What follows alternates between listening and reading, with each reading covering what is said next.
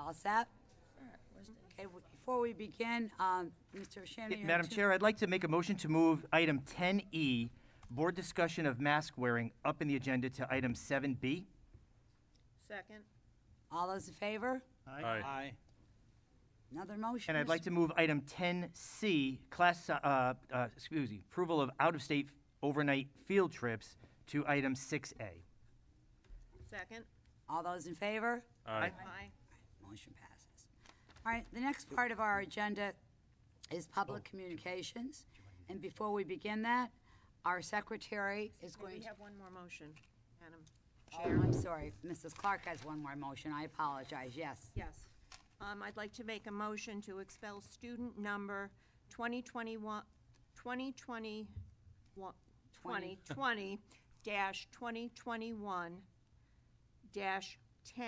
as stipulated by the administration. Second. All those in favor? Aye. Motion passes. I'm gonna abstain from that because I wasn't there for that. Are we okay? Yep. Okay.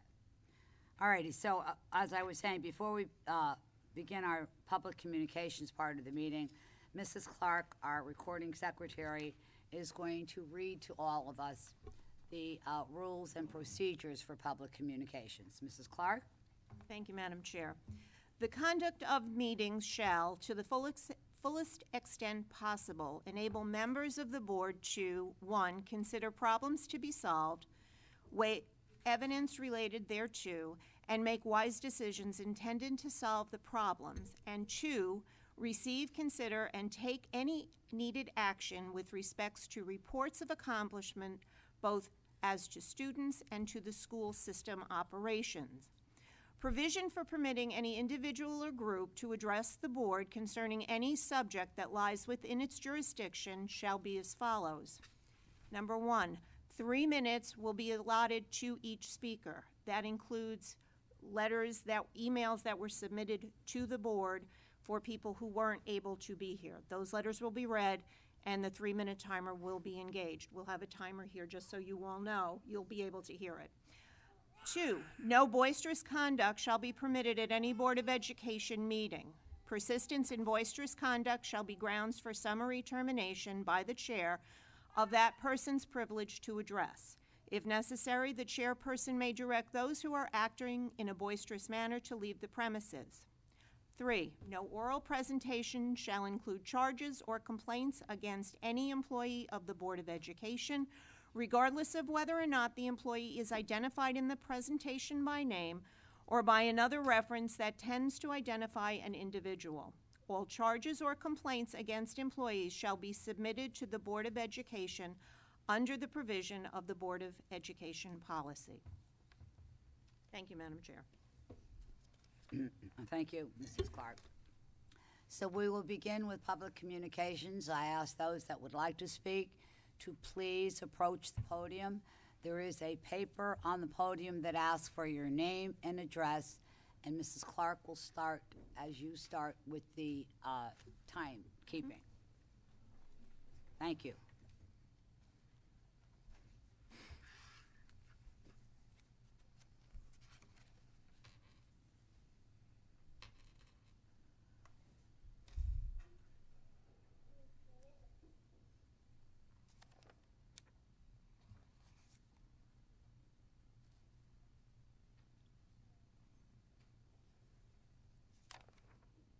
Okay, I'm just going to start the timer when you start talking. Let me see that.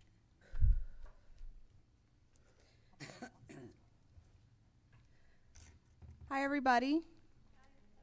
Hi, everyone. My name is Angelica Espada. Some of you may or may not heard about me, but less about me and straight to the subject. I'm submitting this letter and speech on behalf of me, myself, my children, and multiple citizens. I ask that the Board of Education members do not move on from this agenda until all these questions have been answered specifically. I'm requesting a special session be held to ensure that these answers are submitted to the public specifically. I have here to present to the board different types of masks as evidence. And I need to ask, who specifically I need full names, please, of the person who reviews COVID recommendations from the state of Connecticut.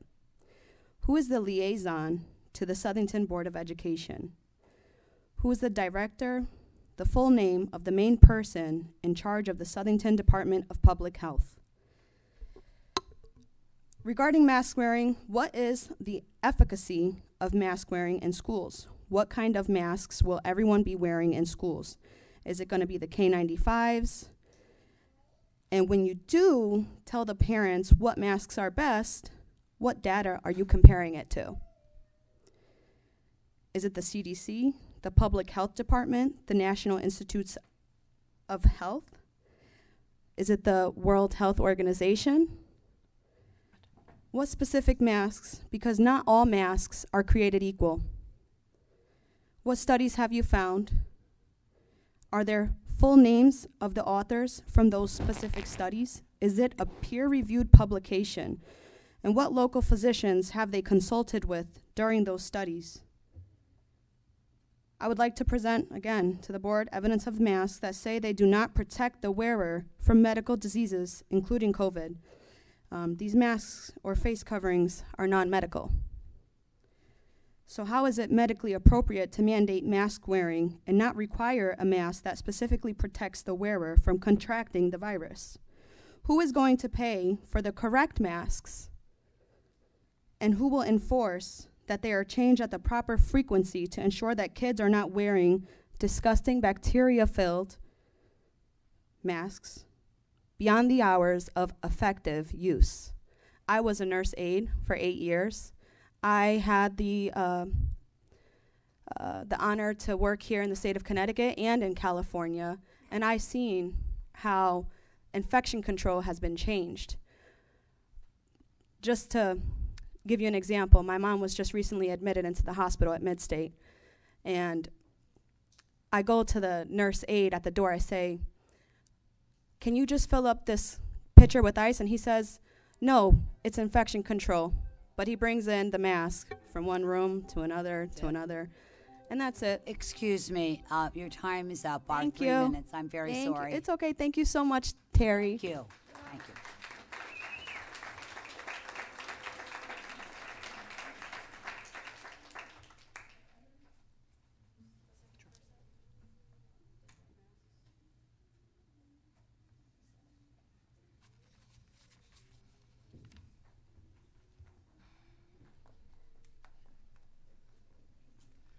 No. Good evening.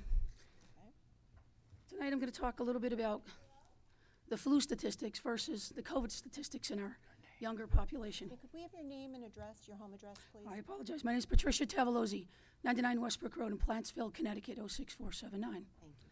Good evening, and my name is Patricia. I'm a nurse. I've worked in progressive care units, ICU units, trauma units, stroke units, school nursing, youth prison systems, and the developmentally delayed. I've sat on 7 research panels, including this one. I have 2 degrees in both health information technology as well as a BSN in nursing and shortly an APRN. I have 5 sons raised in the Southington public school systems. Some people have asked me, why am I in this? What is it? Why am I in it? You don't have a dog in the fight. I said, I got 9 of them. They're called my grandchildren, and they have rights. Some people have said, well, you're a nurse. You should be ashamed of yourself. I said, it's because I'm a nurse that I'm in this fight. Thank you. I've spoken to the Department of Public Health here in Connecticut multiple times to help me navigate the very difficult website, which he agreed wasn't difficult. I've spoken to 2 different epidemiologists as well as the Southington Town Public Health Department director. Let's start with the flu virus and what happened. The flu stats were staggering, and they have been. 2017, 2018, 2019. They stopped in 2020, dropped off the radar of our Department of Public Health. There were deaths every year for children. I'm going to focus on children. 1 every year in the flu department for that. 1. Then they picked them back up again in July of this year, and there have been no deaths. There was a big gap when it stopped and when it came back again. COVID presents the same way. They started doing COVID announcements in the Department of Public Health for everybody to read in March of 2020. And then we saw some stuff on pediatrics, and then it disappeared. It was put into the whole mix of people. They were not segregated from it. And then it reapproached again this year. But we did little blurbs that we could look back on as a monthly thing. And what that told me was there was one COVID death in the year versus the flu, which seems to be a little more serious. That child was not confirmed. It was probable confirmed. There's a big difference between probable and confirmed. There's a significant flu deaths that were leading up to all that, and that seems to have lost its way, but it's making its way back. Then I saw a chart that showed me all the variants that were supposedly actually have been here since April 28th of 2021. I mean, it went on, alpha, beta, delta, gamma. Did anybody hear of a gamma? That one was new to me. But when I looked at the charts, and by the way, all this information is here for you, every single thing I'm reading with the Department of Public Health is right there. You'll see that chart. It lists the variations and the percentages of their deaths and the percentages of their comorbidities with it. And the gamma actually had a higher percentage rate, and I don't even remember hearing about the gamma. So now we're moving into the other variants, and as we move in, we see that line go like this, which you'll see in that chart. And all of a sudden, Delta goes up 30%. Then it goes up to 100%. Excuse me, but your time is up. I'm very sorry. Thank you. I'm going to move.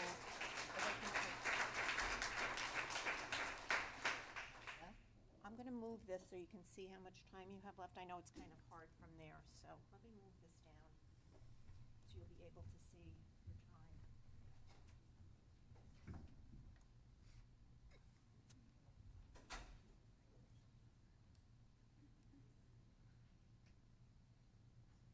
Okay. Let's start. My name is Samantha Gaffney, 28 Working Street, Plantsville, and I'd like to yield my 3 minutes to Patty, if that's okay. Thank you. So as we see the Delta increase, everything else went away. So my question to you is, with a PCR test that has never proven to be right, the owner himself, the designer himself said never meant for these, cannot detect one virus from another virus. How do we know what gamma, alpha, beta, delta, what those are? How do we know? And we haven't been testing for the common flu, but now we are again, and it's on the rise again. How come in December 31st of this year, they will pull those from the market because the FDA will not approve those tests? They have not been proven in studies. They have not been proven effective to differentiate variant things. But yet in December, we're going to be going back to a flu test again. I don't know what all that was about, but it didn't give us statistics on children. And then I spoke to the Department of Public Health, a gentleman named Shane, very nice gentleman who took his time to speak with me. And he said that I asked him for aggregate data. I asked him, can you tell me about the teachers and the students that got this, ones that have died, ones that have, he said, I can't give you that information. I don't have it. I said, well, you don't have any stats for the town? He said, no, they don't come to me like that. I said, well, what do you need to do to make them like that for me? Is it an expel? This is public knowledge. He said, well, it's going to take me a while, and I need to have it extrapolated. I'll have to put somebody on it. And I said, this should be readily available information as to how many students got it that were COVID positive confirmed, not probable. How many students, how many teachers got it? Same thing, right down the line. I have to wait for that. And that was his answer, and he was a nice gentleman. I hold no ill regard to him. I never met him before. But that should be readily available to us. We should know what those stats are so that we can say whether or not masking our children is appropriate. So the letter that went out to him was that, and it went out today, and it's in that packet, as you can see. I apologize. So it appears that Southington is only basing decisions on what the Department of Public Health has to offer when it should be looking at its own data. It should be available and presentable to the town and to its people. At this time, I ask you to remember why you became involved with our children, why you stand up and fight for them and their basic right to breathe freely. Are you that far removed from it now that the children aren't first anymore and a bigger agenda is? I'm making a request that a special session be convened with our health director present to go over the data that should be made public knowledge to the residents of Southington in regards to COVID deaths and confirmed COVID cases for our teachers, faculty, and K through 12, disregarding 5-year-old pre-K. Whether the Board of Ed can do that, whether it's a town council, but it should be done before the next Board of Ed meeting, and he should be present to go over this data with us before decisions are made for our children and masking them.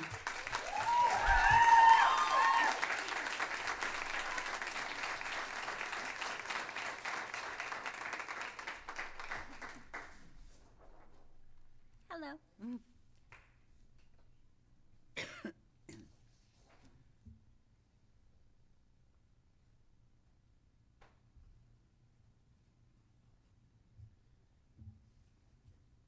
My name is Jennifer Couture. I'm from Plantsville. I have 3 children, ages 12, 5, and 2. I stand here before you today with many concerns regarding masking for the upcoming school year. And as the Board of Education before me, I presume it your duty to give my children the very best educational experience they can have and put forth the values of the parents and our community.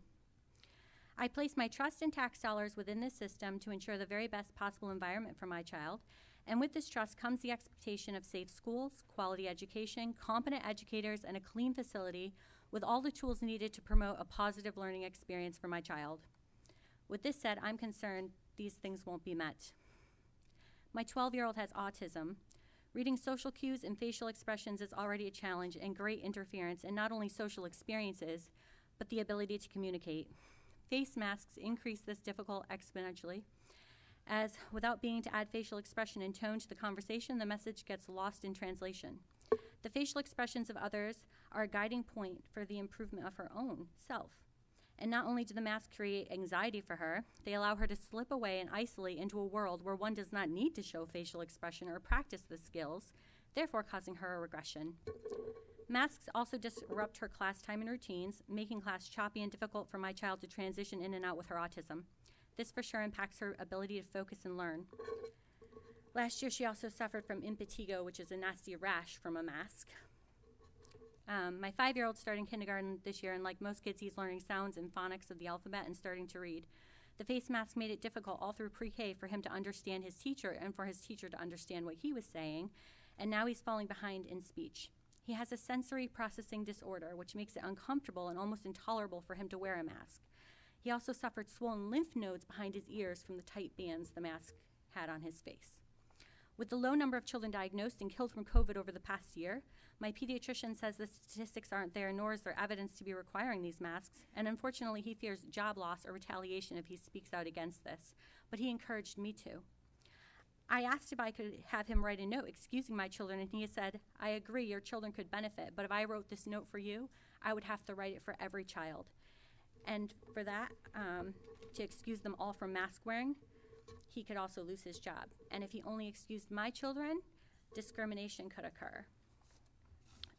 Based on the research I've done, most people have the inability to use masks properly. I'm sure you're aware there's a proper fit, a proper procedure for hand washing, for putting masks on and taking masks off. I witnessed many adults pull them from their pockets, off their rearview mirror in their car. I even saw a woman pull one out of the cleavage of her dress at the grocery store. The ineffectiveness of masks by type also, the American Journal of Medicine points out, could be improperly used and make them ineffective. So why are we treating our children like germ carriers? When they're out of school, they'll mingle and be free to play as they choose with whom they choose. Last year, for example, I witnessed at the YMCA in class, they all had the masks on. As soon as class was dismissed, they'd be in the parking lot all playing together, wrestling. Those masks came right off, making the whole 4-hour day that they were there wearing them really ineffective. My questions for the board would be the following. Obviously, what was addressed before, what types of masks, who's going to be responsible for policing the bathrooms, the hallways, and making sure proper hand washing is used, who's providing this PPE, and I will end that this will be a disruptive environment if we have to do all of these things, especially to my child and other people who have children with disabilities, but to all children as well. I'll read you a quick quote from Psychology Today that says, "We suffer a strong psychological tendency to see faces, and our perceptual system shapes what we see and experience. So if you cannot provide a safe environment for my child, I ask, how will you accommodate me? Will there be vouchers or school choice, or will there be another way that I can receive the education for my kids that I deserve?" Thank you for your time today.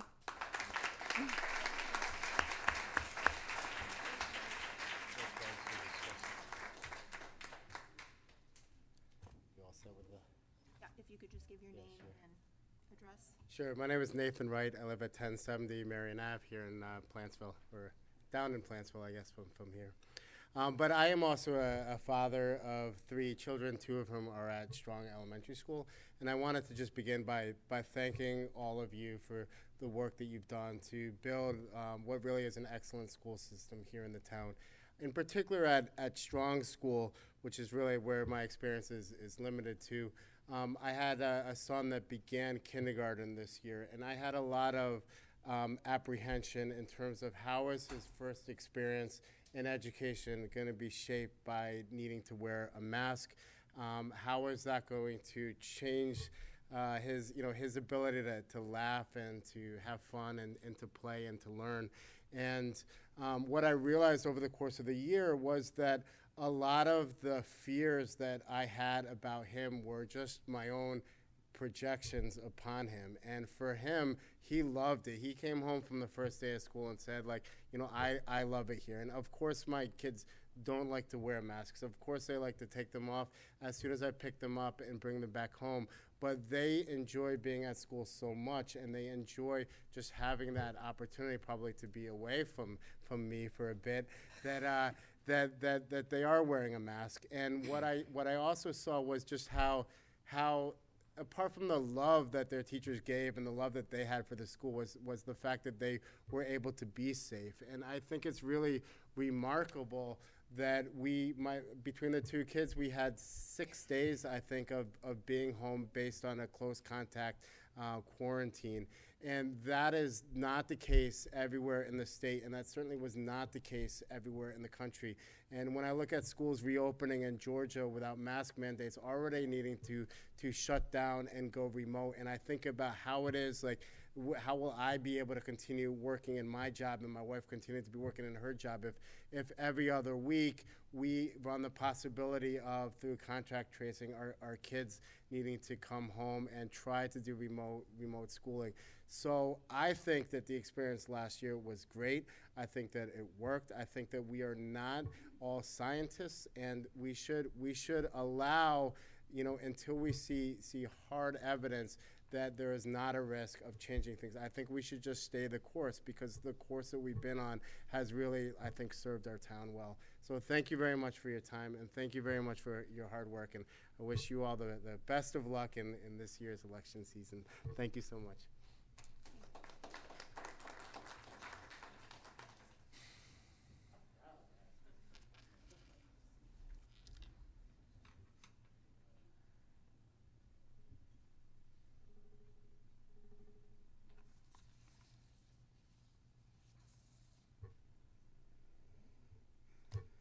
Hi, my name's Gina Kaminski. I live at 355 Berlin Street here in Southington. I came here tonight not planning to speak, but I just wanted to throw this out quick. As a mom of 2 preschoolers who are attending Village Green Nursery School, my 4-year-old goes back to pre-K in the fall, and my 2.5-year-old daughter will be starting pre-K 3. I think it's completely inappropriate to be masking children. My 4-year-old started with GI issues at the age of 9 months, and at 18 months started having more serious GI issues, to the point that we were constantly up at CCMC, and he's seeing doctors and nurses, and they all had masks on, and he was having scary experiences. And then he's going to go to school, and now we're telling him you have to wear a mask. And not to be scared, mommy and daddy can't come with you. We can't go in the school. We can't participate in anything. We can't come hold your hand or hug you or do anything. I've never put a mask on my 2.5-year-old daughter, and I fully don't intend to. They don't like them, and I have a video of my son telling me why he doesn't like masks. I don't like a mask because I can't stop wearing masks. They make people sick, so I don't want to wear masks no more. So I don't like them, and I want to question that no one likes masks. And what does it do when it's hot and your allergies are bothering you? I keep sneezing. And your nose gets runny in it? Yeah. Do you have trouble understanding your teachers and your friends because you can't hear them? Yeah. Yes. Is there anything else you want to say about masks? Yeah. The first that I know I can't wear a mask, but I keep wicking on it, and then I ask my teachers, I need a new one. I keep wicking on it. Right. With my tongue, and it gets wet in tongues. Gross. Yeah. All right. And I'm just going to add that when I picked him up from his last day of school, he said, Mommy, I don't want to go back next year if I have to wear a mask. So just consider this. For parents like me, these kids were inside my body, wrecked my body. I let them out of my body. It should be my choice what I do with my children. And like Angelica said earlier, did you all get into this and just forget what you're here for? Because it just seems like now it's a big mass politics game, and you really need to think about the families and the well-being and the statistics, and not go mainstream media, and really do your research. Thank you.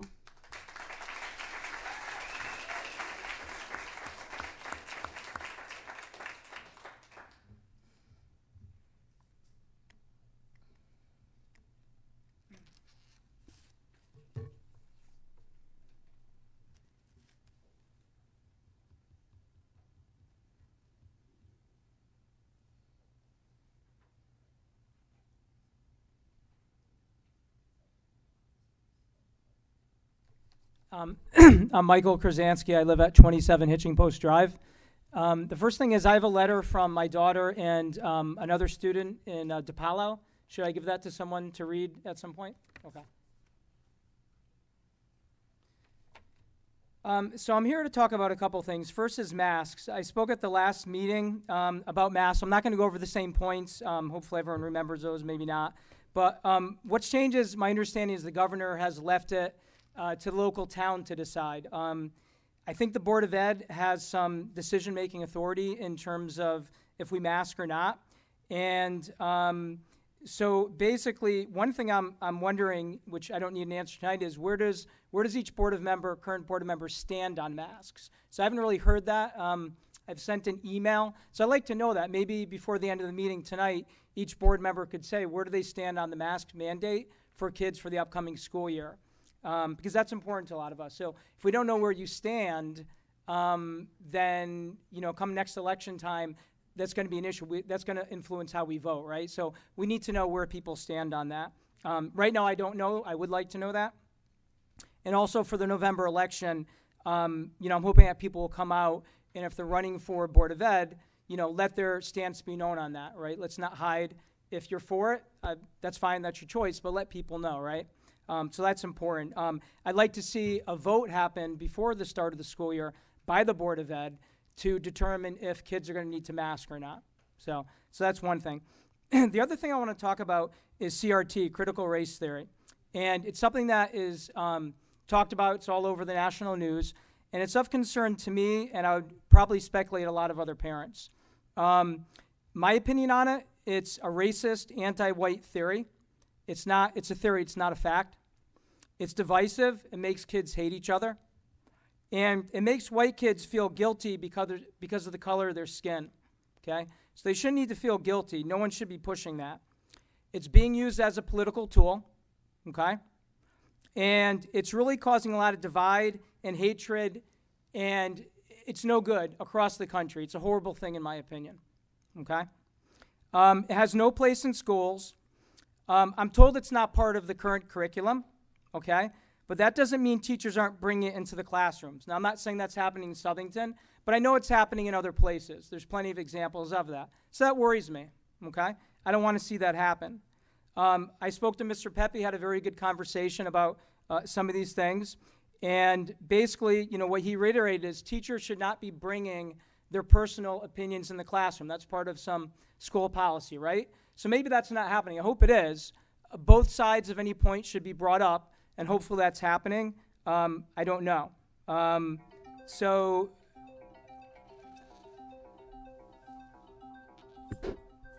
that is the time up on that, Mrs. Clark? Okay, thank you. Hi, my name is Lila Colson, 20 Windermere Ridge, and I'd like to yield my 3 minutes to Mike Krazanski.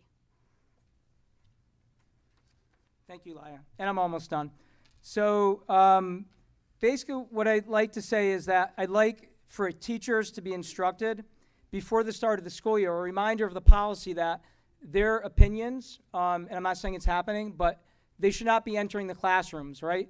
They should be bringing up topics for debate, and both sides should be represented. So the last thing is, if I hear about any of this happening in my daughter's classrooms, and they're made to feel guilty or less than they should feel about themselves because someone is spouting this, you're not going to stop hearing from me, okay? So, and I'm not upset at you, I'm just saying if that happens, there's going to be serious issues because I'm very protective over my daughters, and I don't want any hatred being directed to them by any teacher or anyone else in the school system. So let's not go there, right? You've got a great school system, very happy with the Southington Public Schools. I'm just fearful that this kind of rhetoric and divisive political ideology is going to cause a lot of harm to our great schools. So that's it. Thank you for the time.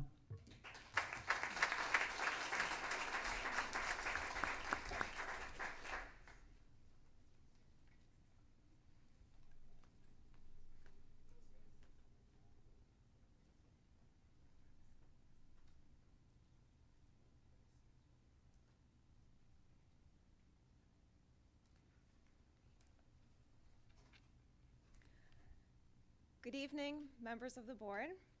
Thank you for taking the time to listen with an open mind to Southington parents, grandparents, and residents. My name is Britt Lynch. I live at 12 Sheldon Road. I graduated from SHS in 2005, Mr. Balszewski. You might remember me as Britt Krazanski. I was stand partners with your brother, and we had great times in orchestra. I moved my family back to my hometown last fall. My husband and I have an 18-month-old daughter and 4-year-old son who is slated to begin his first formal education experience in just a few weeks at a local nursery school. We chose not to send him to pre-K3 last year because we did not see how it could be a beneficial experience with both students and teachers in masks. Fortunately, I care for my children at home, which is both a sacrifice and a blessing, and we did quite well. I figured vaccines were coming, we'd all be back to normal by fall 2021. After all, I missed pre-K3 and excelled in school going forward, so no worries. Flash forward to summer 2021, and I find myself taking a stand against these ceaseless and unwarranted masking mandates. 3 weeks ago, I thought I'd be here addressing all the data and recommendations from the World Health Organization against masking children 5 years old and under, and reminding you that several countries such as Germany, France, Israel, and the UK are not masking their children with no collateral damage. Then, my husband got COVID. My husband is a 4th grade teacher in Hartford. His school is on a bit of a different schedule than the rest of the district, and the students came back for in-person learning for the 2021-2022 academic year on Monday, July 26th. While our senior citizens were scrambling and staying up until midnight to schedule their vaccines last spring, my husband's school scheduled his for him and closed school early on 2 days so their staff could get their 2 doses. My husband took advantage of this and was considered fully vaccinated by April. However, Saturday night, following the first week of school, he had a tickle in his throat. The next day, he was stuffy and needed Tylenol for a headache by bedtime. That afternoon, he received a call from school that one of his students, who was absent Friday, had tested positive on Thursday. On Monday, he was too ill with cold symptoms to go to school, and he scheduled his PCR test. 2 days later, it came back positive, and 3 other students in the 4th grade had tested positive. All were masked. The original student with COVID had symptoms. My husband's breakthrough case felt like a bad cold, and he returned to teaching yesterday, though from an empty classroom, as the entire class had to quarantine for 14 days because he had been up walking around the room as he taught math and science that first week. We learned that 3 other positive students didn't have symptoms but were tested because they were in close contact with that first student. Thank you. My name is Luke Jura. I live at Barron Court. I cede my time to her.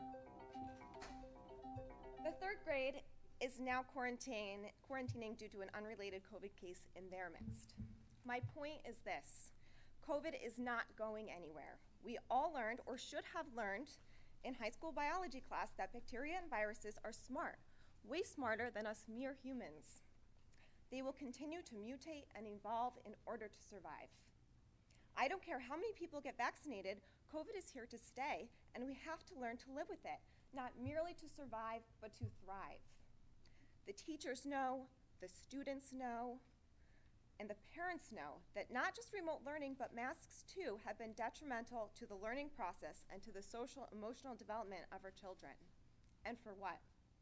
You've heard here tonight, or will hear, the case against masks stopping the barely existent spread of this disease that, thank God, has spared our children. Well, what about them bringing it home to at-risk family members, you ask? Adults have had the opportunity to be vaccinated, and those who are immune compromised, like my father, who is vaccinated but also has incurable cancer and will be on chemo the rest of his life and lives with low blood counts every day, know how to be careful and avoid catching germs. He literally had no immune system after his stem cell transplant in 2015 obliterated all his bone marrow. He didn't need 1 hospital visit as his immune system was rebuilt that year.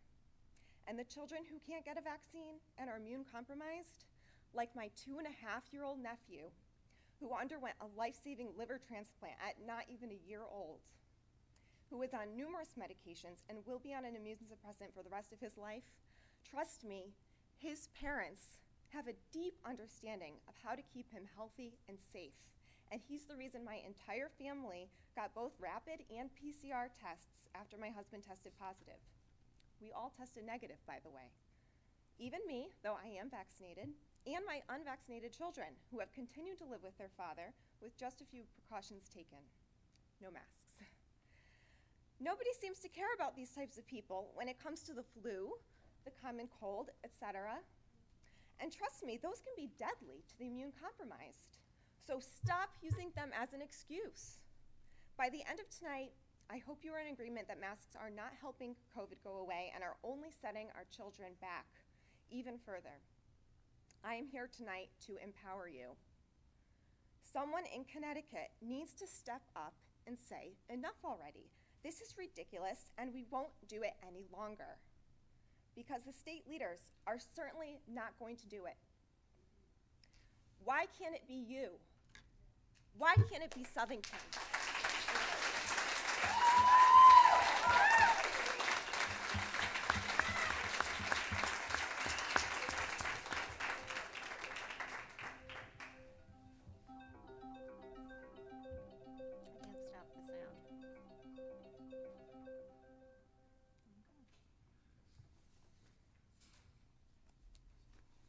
Hello, my name is Tyler Young. I am a resident of Southington at 48 Berkeley Avenue, and I'm here tonight to remind the board that you do not work for the Department of Health, nor do you work for Governor Lamont. You were elected by us, and your role is to serve the citizens of Southington and make decisions on our behalf. Those decisions are supposed to reflect what we want for our schools. As one of those citizens, I want to make very clear to you all tonight that I absolutely oppose mask mandates, vaccine mandates, and medical testings in our school. Not only do these masks have zero scientific proof of efficacy, I dare you to send something that proves otherwise, but they also have no efficacy against aerosol viruses, which is what COVID is. But they're causing great harm to our children. Schools are required to provide safe learning environments for our children, and therefore masks, vaccines, and medical testings should be optional and left to parent discretion. I would like to remind you that schools have zero authority to mandate any medical intervention, which is what all of those things are, on our children. Please know that parents will not tolerate you allowing our children to be harmed in exchange for your federal funding. Thank you for your time, and please remember that the way you vote will affect the way we vote. Thank you.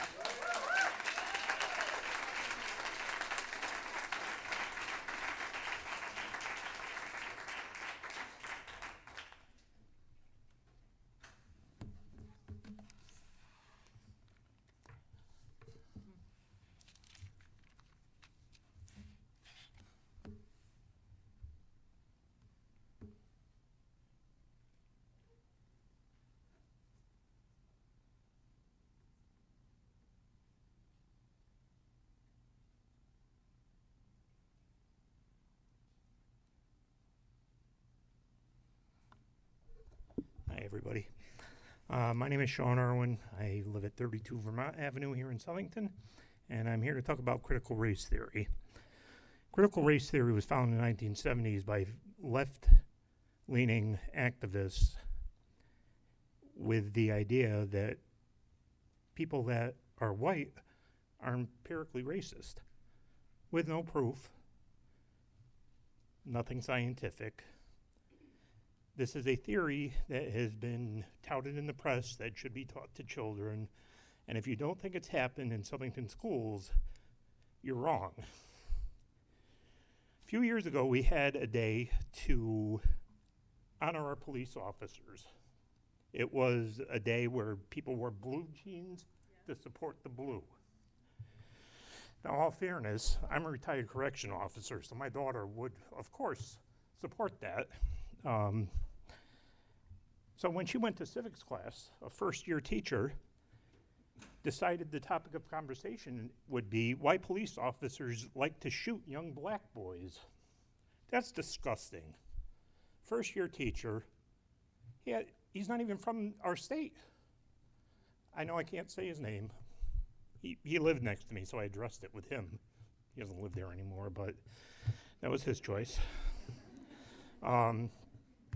What we're talking about here is basically how people are racist because there was slavery in our country. And every white person in here is a racist because of that. I'm second generation Irish on my father's side. On my mother's side, we've been here since the Mayflower. So I don't know if I'm to blame or not to blame. Our country, everybody thinks that the 4th of July was the founding of our country. That's when the Declaration of Independence was signed and sent to England, which was basically a declaration of war. On June 21st, 1788, the Constitution was ratified, and that's when we became the United States. In 1807, President Jefferson made it a law that in 1 year there will be no more slaves imported into this country. So a mere 30 years after this country was founded, we are already on the road to ending slavery. But you'll never hear about that in any classroom in Southington. Today, CRT has morphed into the belief that, as I've said, all whites are racist and natural-born oppressors. With what I've already said about the teacher, about the shooting black children, white children in school are constantly called crackers and other names by non-white people.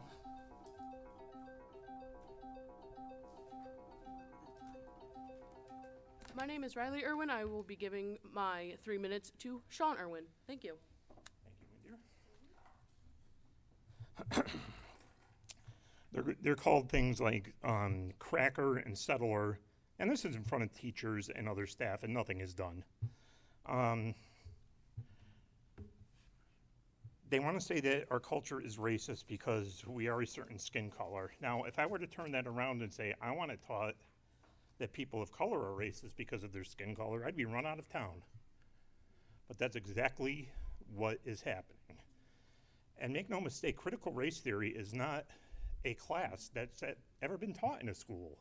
It comes in the way history is taught and the way civics is taught. As I gave the example of the civics being taught to my daughter,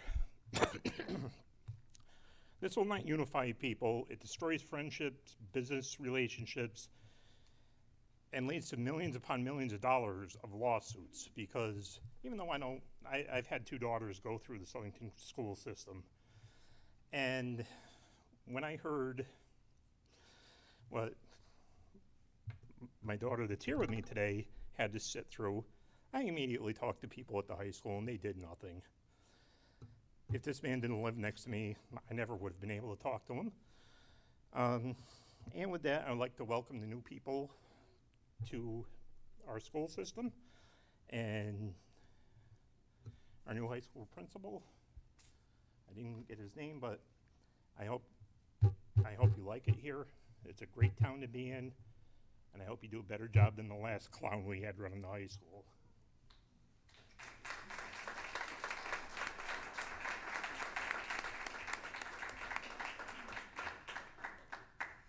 Hello, my name's Ariel Herman, and I live on Dayton Drive, and I have 3 kids in the Southington Public Schools. My daughter Ella's in the high school, and 2 kids from JFK. Anyone from JFK here? No, okay.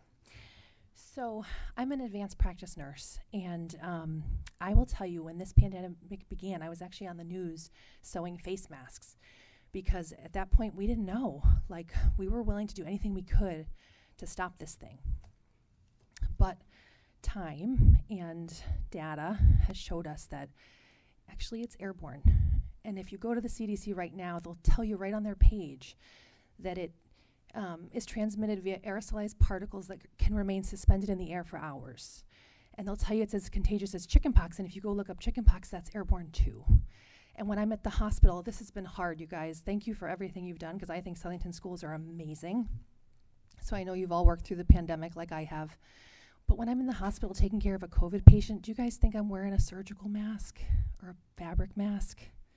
I'm not. I'm wearing a fitted N95, eye protection, a gown, hair things, gloves, or some of us have the pappers, you know, the over-the-head thing. So I take this so like heavily, like I don't want to, give people bad advice. But I don't think these fabric masks are doing anything but harm to our kids. I really just don't. I think the number one thing we could do to prevent the spread of disease in our schools is have a strict policy on not letting sick kids come in. And I don't know how to do that exactly, but that would be the number one way to stop the spread. And I also take this seriously, like, we're not here saying, let's be the first ones to experiment and take the masks off our kids. Like the woman earlier said, many countries have done it. I actually have data from Sweden. They've never masked their kids. And the conclusions are, despite Sweden's having kept schools and preschools open, no masks, they've found low incidence of COVID-19 among school children and severity of disease, which is the most important thing. So, and we could go on and on about the possible harms to kids. One of the things, have you guys heard about mask mouth? All the increase in cavities, make sure you make your kids' dental appointments, because mask mouth from Colgate is like a real thing. It changes the pH in your mouth. You're more likely to have cavities. When kids are having asthma attacks, you're going to see circummoral, blue color around their lips. When kids are having allergic reactions, you might see hives around their lips. I mean, the potential for things we can't even measure, I have to say it, like, I just don't think they're doing anything. I think you have to have an N95 to be protecting yourself. So thank you very much for considering that.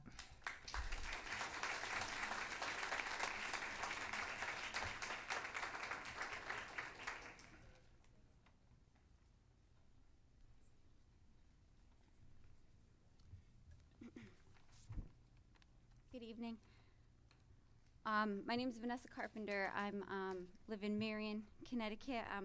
I didn't think I was street address, please. 186 School Street. I didn't think I was going to be able to attend tonight, so I did email my letter, but I'm fortunate to have been able to come. I'm writing this letter not for myself, but for my children. The board needs to sincerely consider the impact of mask mandates on children, especially young ones. My daughter is in elementary school and would come home crying that she could not breathe in school all day. Sorry. Even with mask breaks, that was not enough. I told her if she had trouble to pull her mask down. When she would do this, she would be corrected by teachers to pull her mask back up, even though she was not near other children. Wasn't that the point of mask being worn in the first place if they couldn't be 6 feet apart? My children weren't even able to eat lunch with friends or would get yelled at if they walked too close to a friend in the hallway. Do you understand what this does to young children emotionally? My son started preschool last year and has known nothing but wearing a mask. What will the long-term impact be for him not seeing no nonverbal aspects of communication or a smiling face all day? He would come home and be scared to take his mask off because he was constantly reminded of masks needing to be worn. Multiple studies have shown that COVID particles are much too small to even be filtered out by using medical grade masks, never mind the cloth masks that most children are wearing. These children spend all day in non-air conditioned rooms breathing the same recirculated air. Wearing a mask all day does more harm, not good, not only physically but mentally. My children plead with me not to have to go to school so they don't have to wear masks because they can't breathe. My husband and I have seriously had talks about homeschooling just so our children can breathe. And to quote Henry David Thoreau, "I was not born to be forced. I will breathe after my own fashion." In other words, you were born with the natural rights to breathe freely. We, the people here tonight, and those who wrote letters, elected you to represent us and work on our behalf. This is not an issue that will go away. Do not mandate masks for the 21-22 school year. Thank you.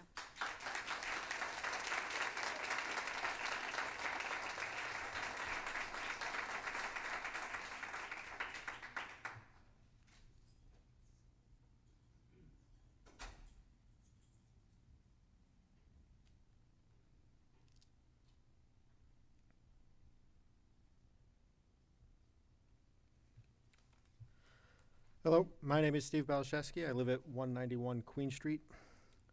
I came here to talk about critical race theory.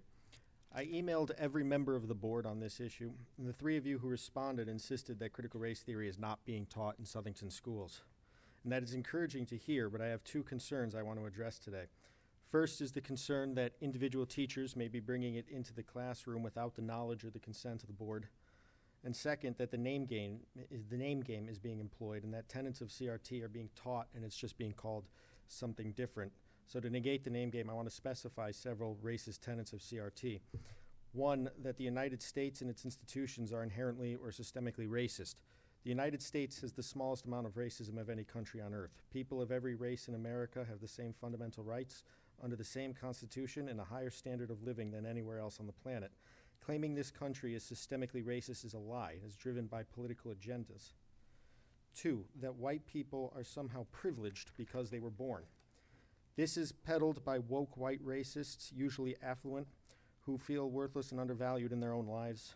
They construct the idea that white privilege because it allows them to believe that they're better than somebody else, and it allows them to believe that their own lack of achievement is actually them being benevolent and checking their privilege. This mentality is weak and self-destructive, and students should not be brainwashed with it. Three, that the United States was founded in 1619 as a market for the slave trade, as is claimed by the disgraced 1619 Project. The United States was founded in 1776. Anybody teaching otherwise is erasing history and is not fit to be a teacher. And that the MAGA hat is a symbol of white supremacy. It is a lie to claim that President Trump, his policies, or his supporters are racist. President Trump won Southington in both elections. Teaching kids in our town poisonous lies that the MAGA movement is racist is teaching them to believe that their own parents and their own older siblings who voted for President Trump are racist. These racist doctrines are creeping into schools all over the country with the full support of the Federal Department of Education and the full support of the NEA and the AFT. Even if the board does not explicitly allow it, there's the very real possibility that individual teachers will bring it into the classroom, and even if only a handful of teachers do so, that would still impact dozens of students. To protect kids in our town from being poisoned with these awful doctrines, the board must prohibit them and institute a zero tolerance policy for anyone peddling them. If you really do oppose these doctrines, then prohibiting them should be a unanimous 9-0 vote. And if you do support these racist tenets, people have the right to know that before they vote in November. So I hope you will take action on this immediately. Thank you.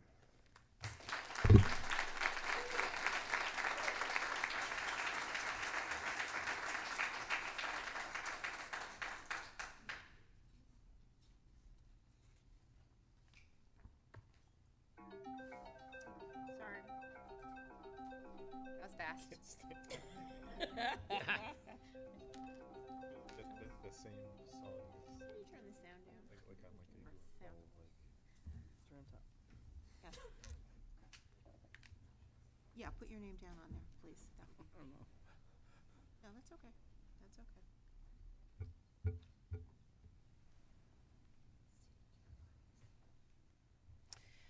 Good evening. My name is Caitlin Humble, and I'm here to voice my strong opinion against the universal masking of children in the Southington Public Schools for the upcoming school year. I am a born and raised resident of Southington, and I have a 5-year-old, a 3-year-old, and a 3-month-old. I have seen firsthand the detrimental effects of prolonged mask wearing on children, having had 2 of my 3 children in masks at the Y preschool 5 days a week, 9 hours a day for over a year. Much of what I'm going to say to you comes from an excellent piece from last Monday's Wall Street Journal, which was co-authored by doctors from Johns Hopkins Medical School and Tufts Children's Hospital, titled "The Case Against Masks for Children."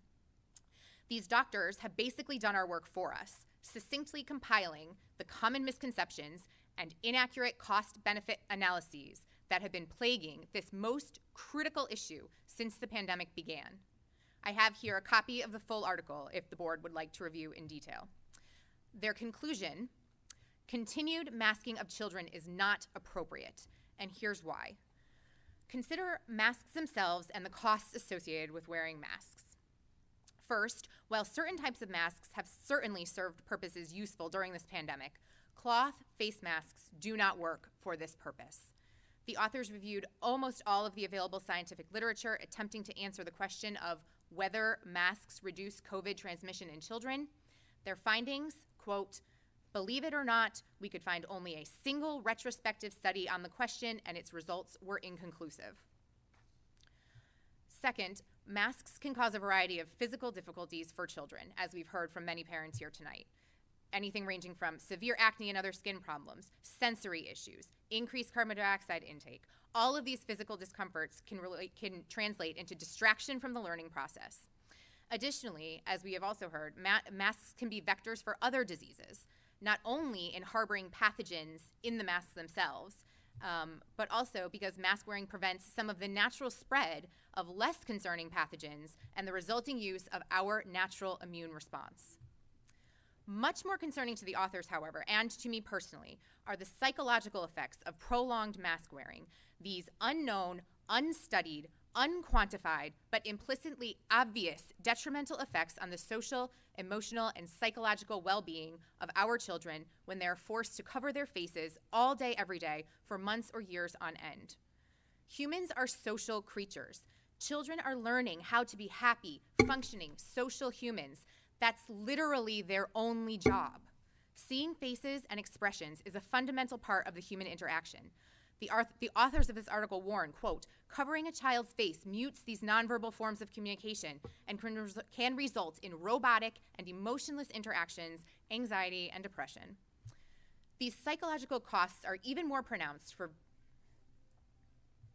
My name is Susie Guida from Woodfield Road, Southington, and I give Caitlin my 3 minutes. And I'm a mother of 6, 5 of them in the school district. Thank you. These psychological costs are even more pronounced for very young children and children with any type of speech, hearing, or social emotional challenges. I can say without hesitation that my rising kindergartner has struggled more often and more severely with certain social and emotional delays because he has had to wear a mask all day, every day at preschool for over a year.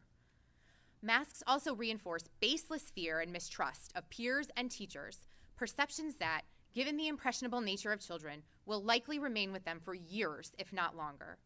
These psychological concerns are reinforced by study after study, finding soaring increases in such tragic statistics as child suicide, anxiety and depression, and child substance abuse during 2020 and so far in 2021.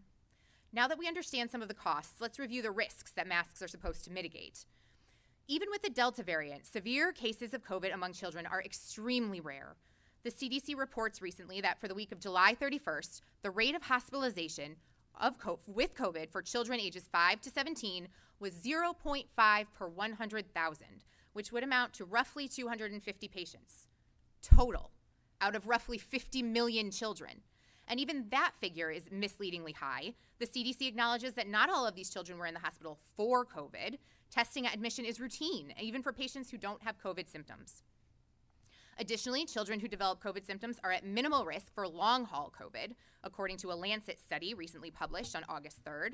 Quote, almost all children had symptom resolution by 8 weeks, providing reassurance about long-term outcomes.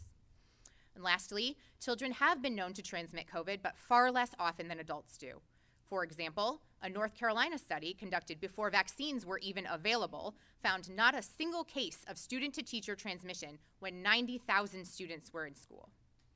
The bottom line is this: the risks of COVID do not justify the costs associated with masking children. They never have, and they certainly do not now that an exceptionally effective vaccine is readily available for any adult or child over 12 who wants it. And at this point, anyone who cannot or will not admit this should be ashamed of themselves. Thank you.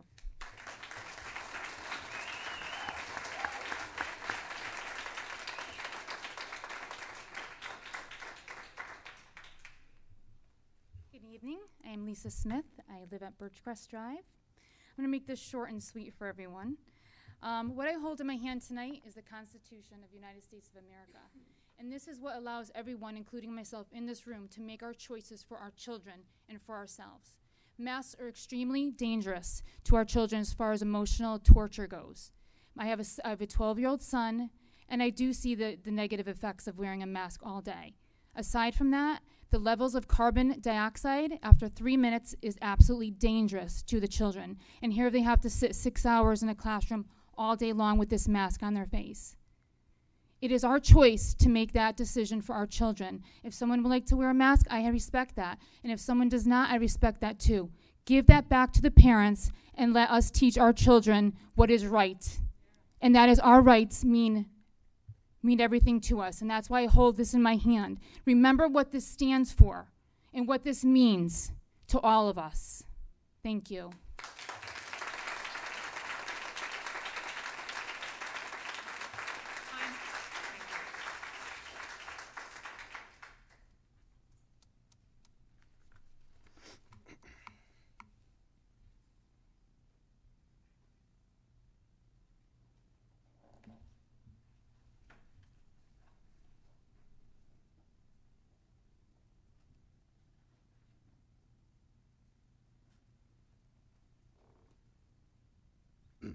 Good evening. My name is Rodney Ragucci. I live at 102 West Street here in Plantsville. Wanted to speak tonight about COVID and about masking for our children. And I speak on behalf of the children and parents who can't be here tonight or are unwilling to speak for fear of retaliation. We are talking about 6,145 students in your school district that you are responsible for. As people have pointed out, if we take a look at the numbers, there have been 4 deaths in the state of Connecticut of children who are 1 through the age of 19. When we talk about a pandemic, we talk about something that is affecting the majority of people, which is not the case here. There have been in Southington 3,410 confirmed cases of COVID. There have been 97 deaths. That's of a population of 43,000 people. The numbers don't justify what restrictions should be put on it.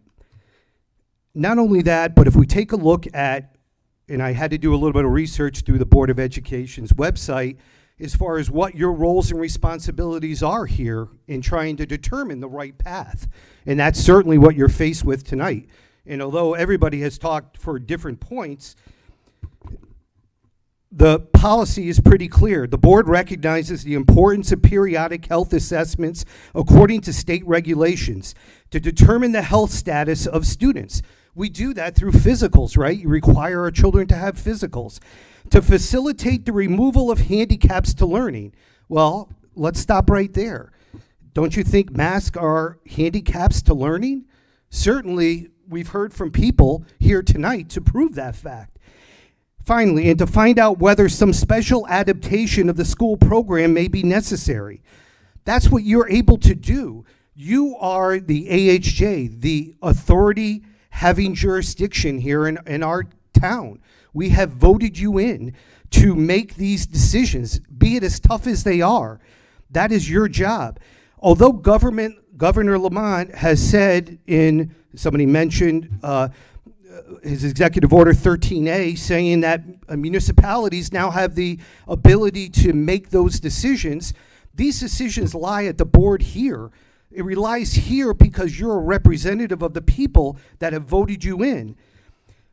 Furthermore, you have a wellness policy, and nobody has really touched on this, and I think it's very important to talk about this. You have a responsibility to our children, setting minimum physical education requirements, including time, frequency, and intensity. That did not happen during COVID. Setting minimum requirements for recess. Time is up. Brian Kaminski, 355 Berlin Street. I yield my time to this fine gentleman. Thank you. Setting minimum requirements for recess, including time and scheduling of recess time. Requiring recess to be outdoors, where children can play and enjoy each other's company and learn about each other culturally and not have to worry about racism and other things that are challenging our children today. Create wellness programs consistent with the messages that concern healthy habits. What are we teaching our children? What will we be teaching our children in the future about healthy habits regarding masks, regarding controlling our children and what they can and can't do? For the parents out here who want to have masks for their children, let them have masks. That's their choice. It's their children. But to mandate such things, to mandate vaccines, to mandate these things are unconstitutional and unnecessary in our school district. Thank you.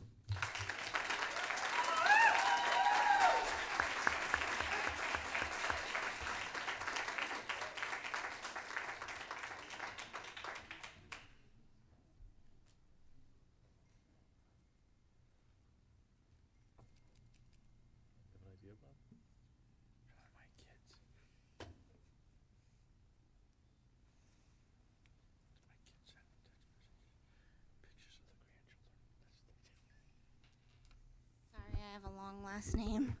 My name is Rosemarie Magliochetti. I live at 55 Mariondale Drive in Plantsville. I'm sure that you guys are going to hear all kinds of statistics and have papers handed in that explain why masks are not good. Personally, for me and my children who are, well, I have one daughter who just graduated Southington High School. And then I have a son who's going into 6th grade at JFK. I also drive a school bus for the town of Southington. So I see the kids every day on the bus. Your kids, our kids, everybody's kids. As a personal experience for my children, they both have asthma. I have sent them to school full-time all year for the last school year. And when I tell you that they have had the worst asthma issues this past year than I have ever seen. Actually, my son didn't even get diagnosed with asthma until this past school year. Both of them ended up in the emergency room with needing nebulizer treatments and steroids because their inhalers were not doing the job. And it wasn't because they were sick. It wasn't because they had a cold. It wasn't because they had COVID. It was because of the masks. I'm convinced that it was because of the masks because they've never experienced that before.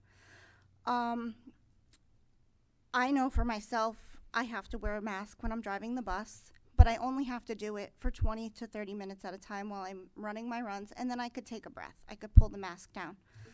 My children are in school for 6 hours a day wearing these masks, and yes, I understand that they get mask breaks, but they're minimal. They're, you know, a half hour maybe for lunch, and that's it. Maybe at a bathroom break. I just think that that's too long. I think that kids do not wear masks the right way. For anybody who says that these masks are preventing COVID for these children, you're out of your mind because they don't wear them the right way. They drop them on the floor, they touch them, they lick them, they swap them. I've had masks left on the floor of my bus. And the first thing all of these kids do when they get on the bus is pull the mask down under their nose because they want to breathe. They want to breathe. I don't blame them. I want to breathe. The first thing I do when the kids get off the bus is pull the mask down. And so, you know, parents can say, oh, they've been wearing the masks all year and they're fine. They're not fine. They're dealing with it because they think that they're going to die if they don't wear a mask because that's what every adult is telling them. And if you look at the statistics, it's just not true. It's like 1 in a million kids in the U.S. dies from COVID. It's just, I could see in the beginning we didn't know what we were doing or what we were dealing with. And, you know, so be careful, of course. But now we're at a point where we see clearly. Thank you.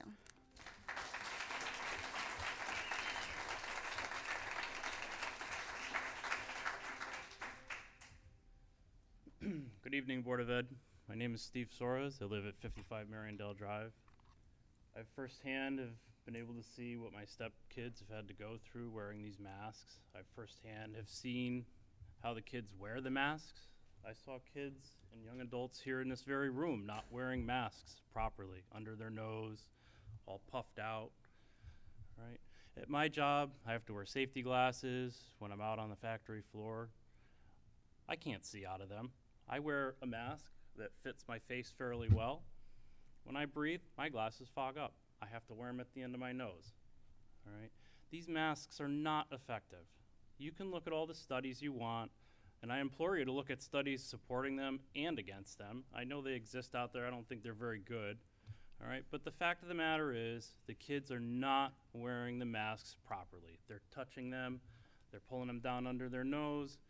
They're not using these masks in the right way. All right, these fabric masks, they're not meant to be worn all day. The cheap surgical masks, they're not meant to be worn for, I think, more than 20 minutes or 45 minutes.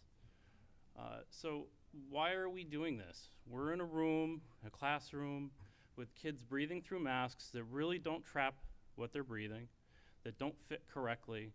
And I understand that it was a tough year and that the parents have been heavily affected by it. I had the advantage of being able to work from home. My fiance drives a bus, so when there was remote learning for the kids, at least one of us were home. We were very, very fortunate. But there are other parents around that did not have that, all right? And the masks, I'm confident, really have no effect on this, all right? If the kid's gonna be sick, we need to make sure they stay home, all right? But if the kid who is asymptomatic comes to school and is breathing through a mask that has air puffing out from it everywhere around their face, they are going to infect somebody if somebody is in their proximity. It's going to happen. So I implore you to use common sense, please, with these masks. If somebody wants to send their children to school wearing a mask, that is their decision, and I would fully support them on it, but it should not be mandated. Lastly, I heard a few people speak about CRT here tonight. I implore this Board of Education to please, and their superintendent and assistant superintendent, we need to tell teachers and have our staff and our schools convey to children, we don't judge people by anything other than their merits and their character. Skin color, all those things are completely irrelevant. Those things have nothing to do with how somebody is or how somebody treats another person. And that is what should be getting taught to our children. It doesn't matter what their sexuality is, none of that matters. We should be treating people based on how they treat us, and we should be imploring people to treat others no matter what, how they want to be treated. Thank you.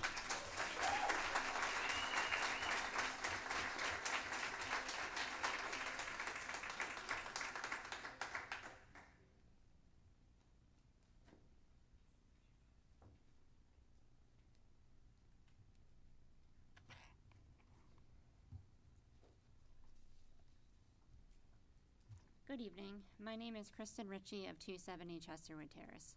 I previously corresponded with many of you regarding mask mandates in elementary schools, and I thank you for the opportunity to share my comments publicly on 3 aspects of this crucial issue. First, the adverse impacts of masking children. Due to the constraint of time, I will submit for the record a long and troubling list of the adverse effects caused by masking children. The list highlights physical symptoms, health impairments, behavioral, psychological, social, emotional, developmental, and academic impacts. I've sent this to you before, probably 3 times. There's 45 things on here.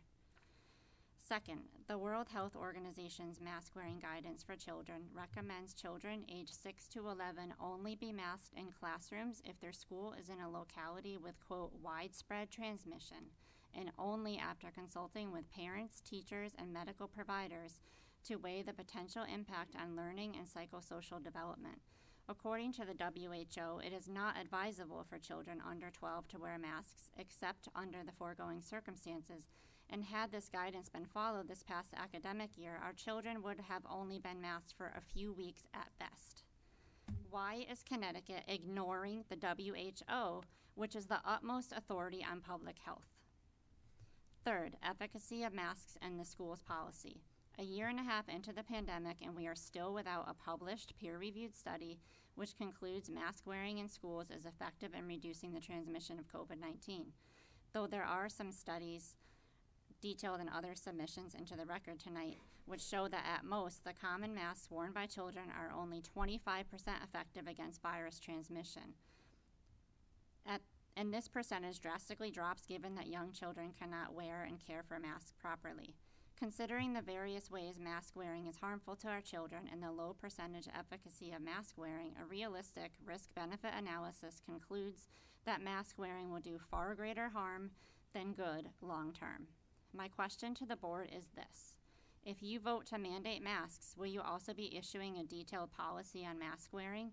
If your intent is protection, according to the DPH's guidance for face coverings in schools posted on your website, KN95 masks are, quote, very effective source control masks.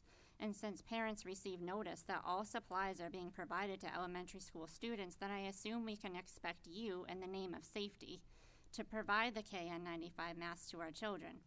These masks are approximately $3 each, and each child will need 4 per day on average, which is a baseline cost of $12 per day per student. Are there appropriations in place to cover this cost? And what instructional policy will be in place to teach our children how to put on, wear, and take off these masks? And how will the loss of educational time due to that instruction be addressed?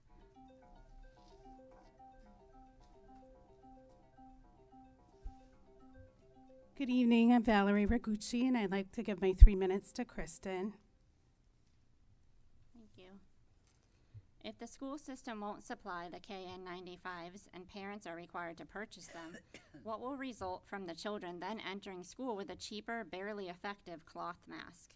If your position is that the type of mask is parents' choice, then clearly the focus is not on safety, but on your fear of reprisal by voters who are willing to put the welfare of their children in the hands of the government. Parents have an unalienable right to decide what is best for their children, and that includes whether to put a mask on them, what medicine to give them if any when they're sick, what they eat and drink, what sunscreen is best for them, etc. What authority does our school system have to require that our children wear experimental healthcare interventions, which is how the FDA has defined EUA face mask devices? Will this Board of Ed simply defer, claiming it's an enforcement authority for the DPH's, quote, binding guidance issued by the governor's executive order? Or will it utilize the guidance as a resource in making decisions that respect parental choice? These are our children, our hearts, and we expect a Board of Ed that understands and appreciates our concerns for our children's growth, health, and emotional well-being.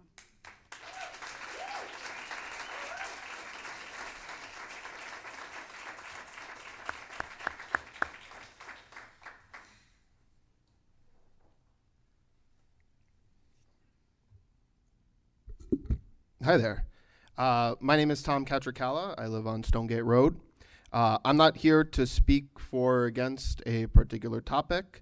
I'm just here to thank you guys for the hard work you guys do. It doesn't go unnoticed by me or by the broader Southington community. You guys are getting a lot of pushback from all sides, and I can only imagine the stress that's caused both you guys and your families. Special thank you to the chairwoman for staying true to her convictions in such a tumultuous time. I want to let you guys know that despite the outturn of this meeting, the majority of Southington stands behind you and your decisions. Thank you.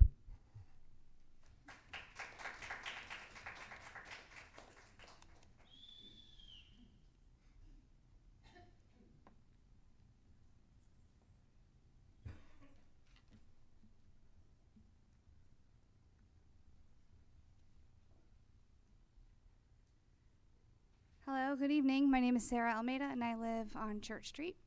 There was some amazing testimony tonight from a lot of amazing parents, and I think at the end of the day, we're all just trying to advocate for our kids. And so I don't have probably as many statistics, but I do know a couple really common sense things, and that is there is no medical emergency in children in COVID. There never was. There is not currently a medical emergency. So it's really hard for me to understand continuation of the mitigation practices that Southington schools have when we aren't looking at high rates of severe cases. And I believe the last stat I saw was something along the lines of that for children, the survivability rate is something like 99.97%. And I guess the logical question would be, how much better can you get before you let them return to normal?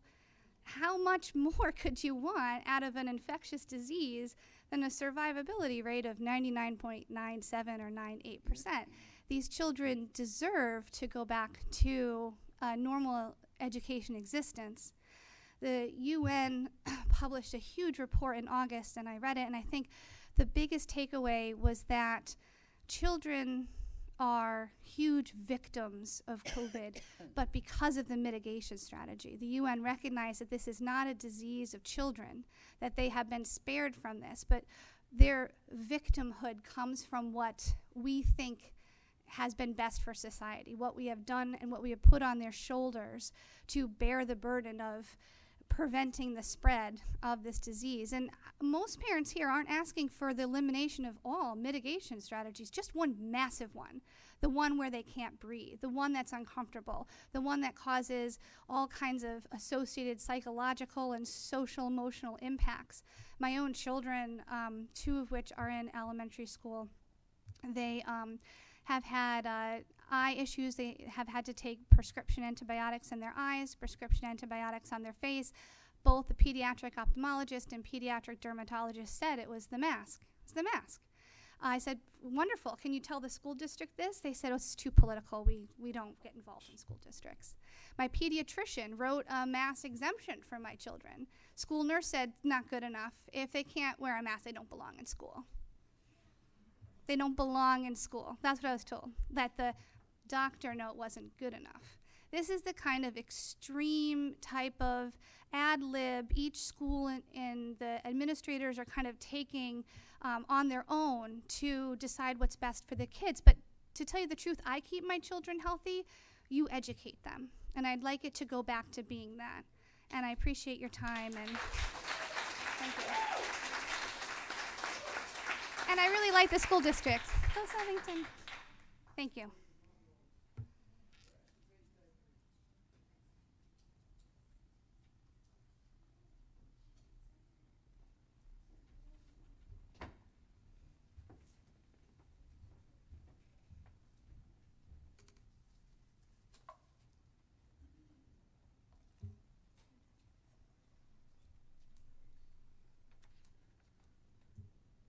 Good evening. My name is Tom Galvin. I'm residing at 40 Richmond Court in Southington. And I wanted to follow up with some comments about critical race theory, which I know the patent response from educators and administrators throughout the country, for example, in Guilford, is that there's no critical race theory being taught.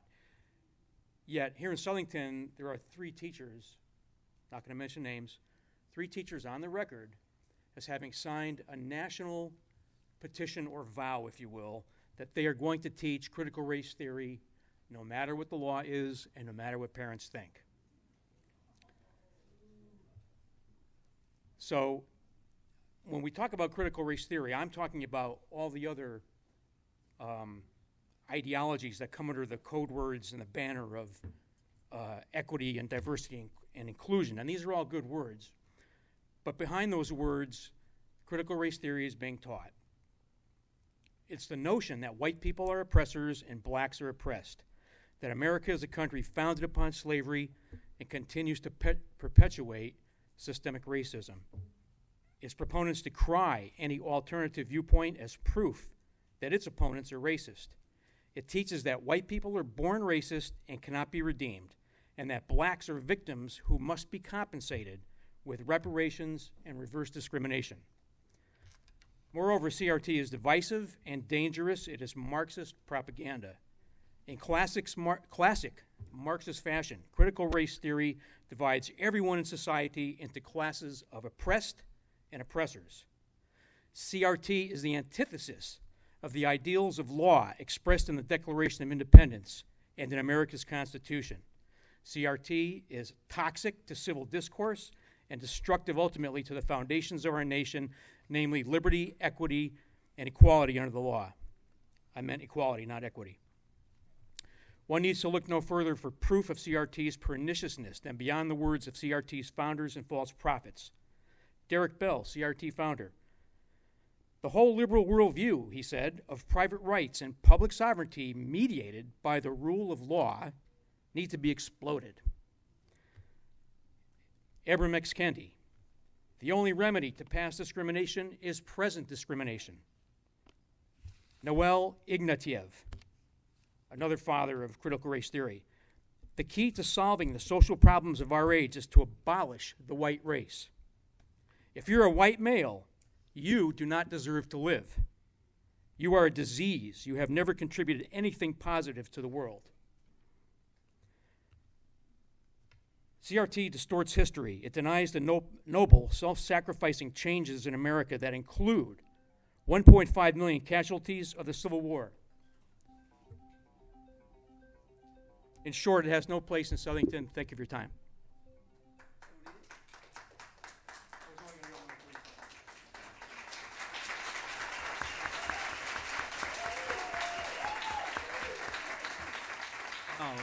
What I wrote is in here. I'm just taking notes on it. Oh, it's right here.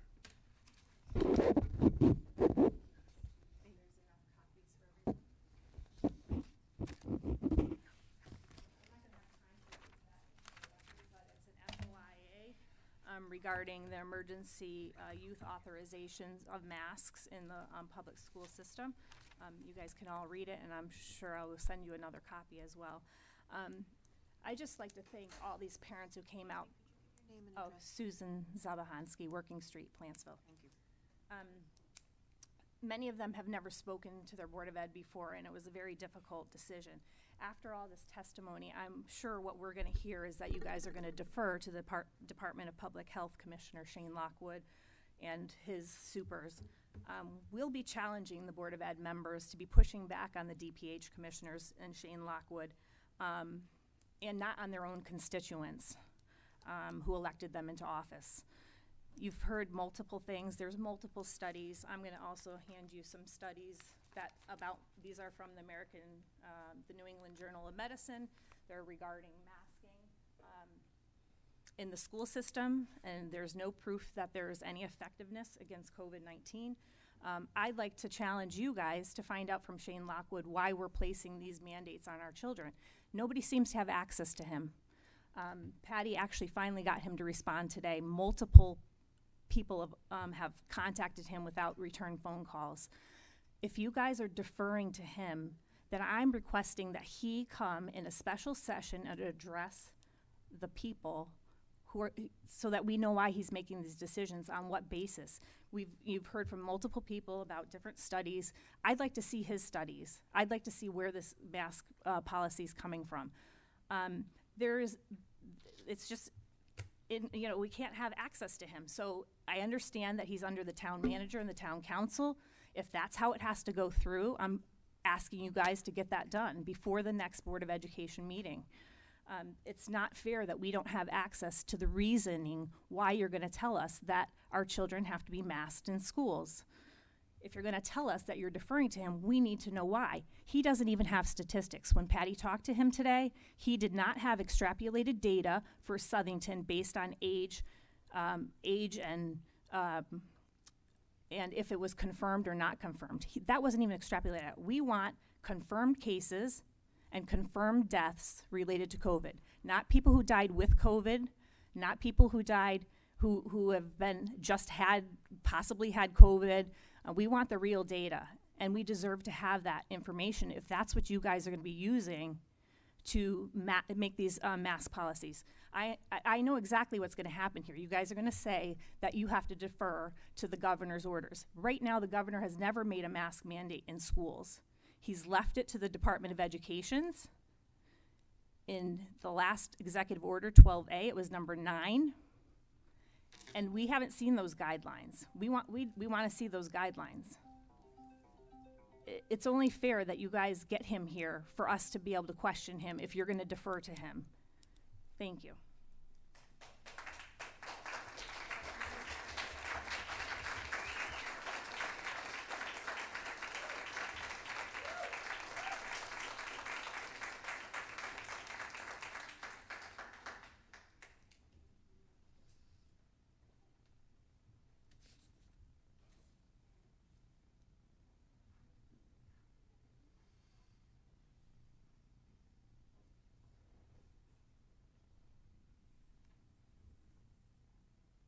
Hi, my name is Joan Hurley, and I teach at I live at 123 Curtis Street in Southington, Connecticut, and I do not teach for the Southington Board of Education.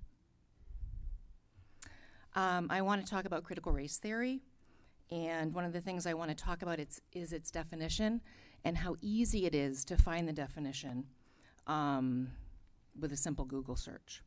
Critical race theory is a way of looking at the law's role that platformed, facilitated, produced, and even insulated racial inequality in our country in the past. CRT brings an awareness to systemic injustices so that legislators and the public can be aware of our nation's history of imposing laws that oppressed people of color, housing, loans, education, jobs, drinking fountains, buses. which has had a long-term impact on the socioeconomic status and opportunities on those who were strategically impacted. What critical race theory is and what it is being promoted as, which it is not, is separated by a wide chasm of fear-mongering, logical fallacies, and actual untruths. And I say this because it is pretty easy to find the actual definition.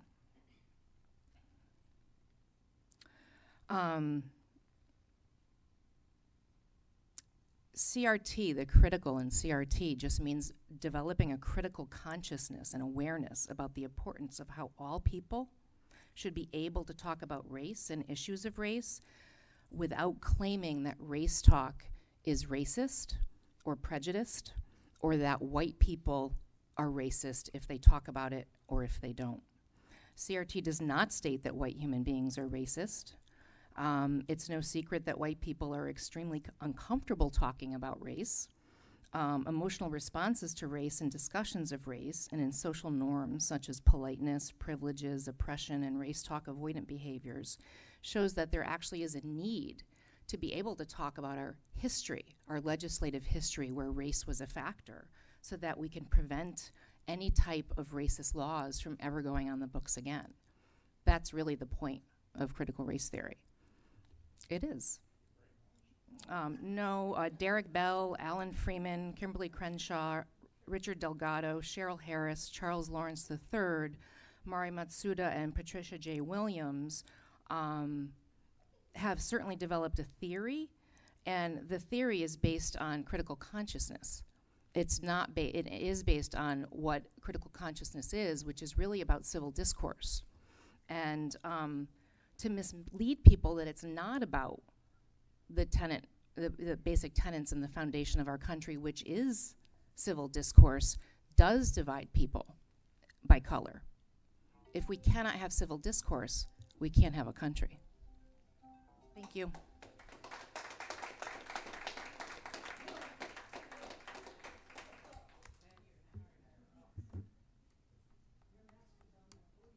This is one dangerous place without a mask, I'll tell you that.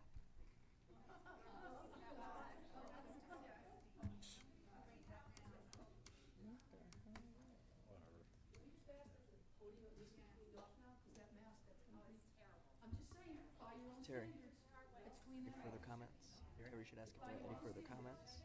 Ask, are there any further comments? Any more comments? Ask if there's any further comments. Are there any further comments from what has already been said? Because, Mrs. Clark, we have some things we need to read into the record. Yes. There's one.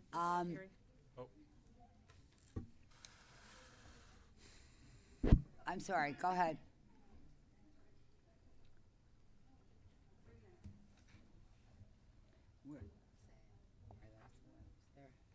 Yeah, I don't know how they're broken up. Not sure how they're broken up. They have names on them. Colleen's gonna pass. You're talking about the letters? Yeah. They're gonna be passed out once Colleen has them all, she'll pass them out to us. Hello, my name is Colleen Dubkowski. I live at 363 Mulberry Street in Southington.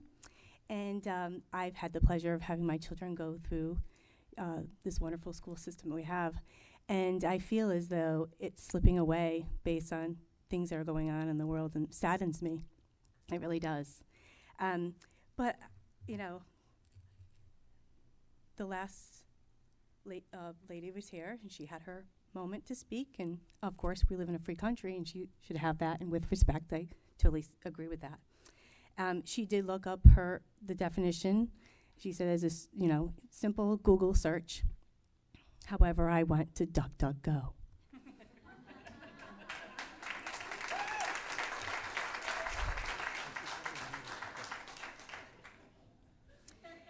Under Britannica Dictionary of Critical Race Theory, there is a statement that says in the definition, critical race theorists hold that the law and legal institutions in the United States are inherently racist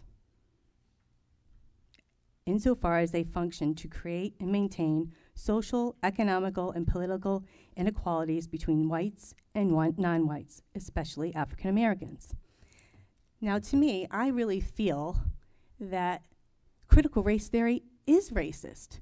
That's like me saying that I have so much power over a black person or a person of color, and that a person of color is less than. I hold power over you? Really? Am I going to make you a victim? You're a victor. That's what you should be.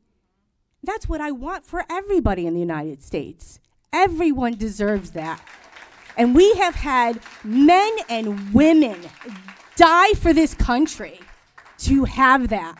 And I have military men and women in my family. And trust me, they don't like what's going on in the United States right now. They've seen people die for this country. And if you have a reason to defend this country and you are quiet, take a moment and think about the men that came on the Normandy beach that were 17, some of them, knowing full well that they were going to die when they hit that beach for all of us to have that freedom.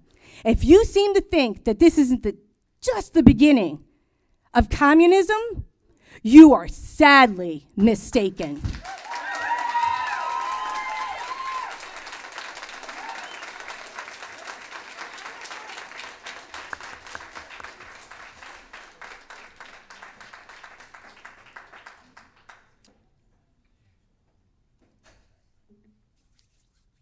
Do I have anyone else? Because we do have some correspondence that were sent to us that we are that they asked to put in the record, so we are going to read those into the record. Mrs. Clark will hand those out to us because they've asked. You have them all. And we will time these as well to make sure that we stay within the 3-minute limit.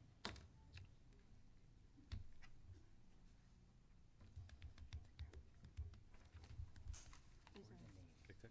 Oh, thank you. I only like peppermint. That won't be quick, fast thing, would it?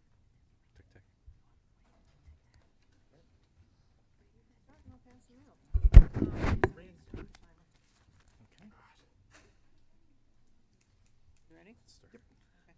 The first letter we have is from Joanne Kelleher from the Early Childhood Collaborative of Southington.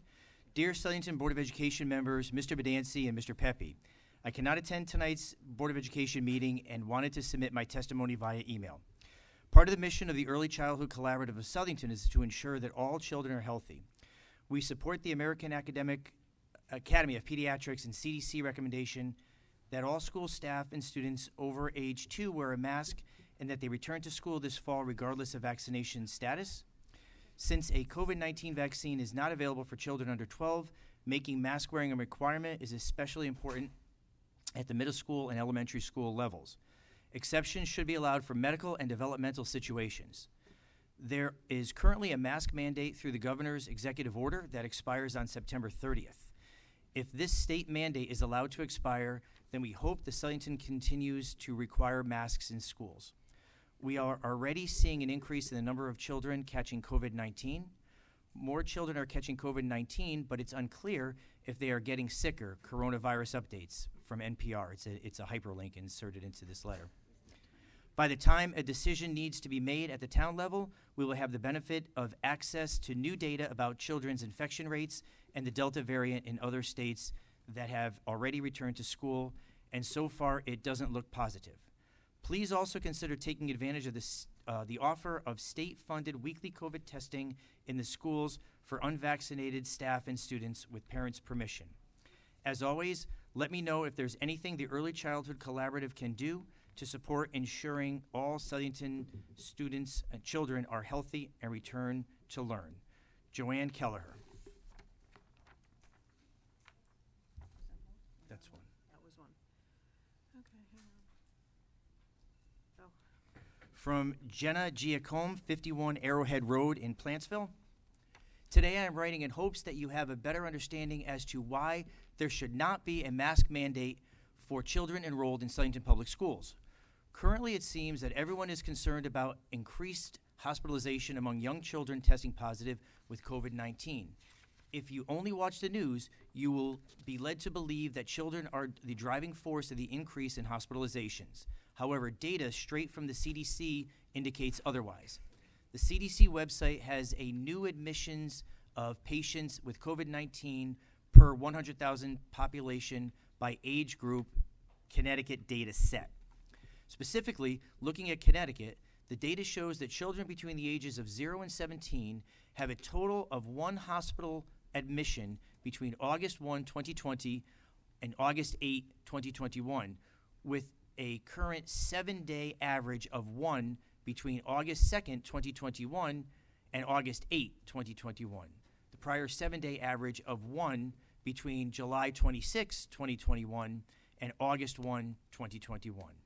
Additionally, as of 8/8/21, the data shows that children in Connecticut between 0 and 17 make up 0.2 of the population for new admissions per 100,000 population, whereas ages 70 plus still make up the majority of 2.13.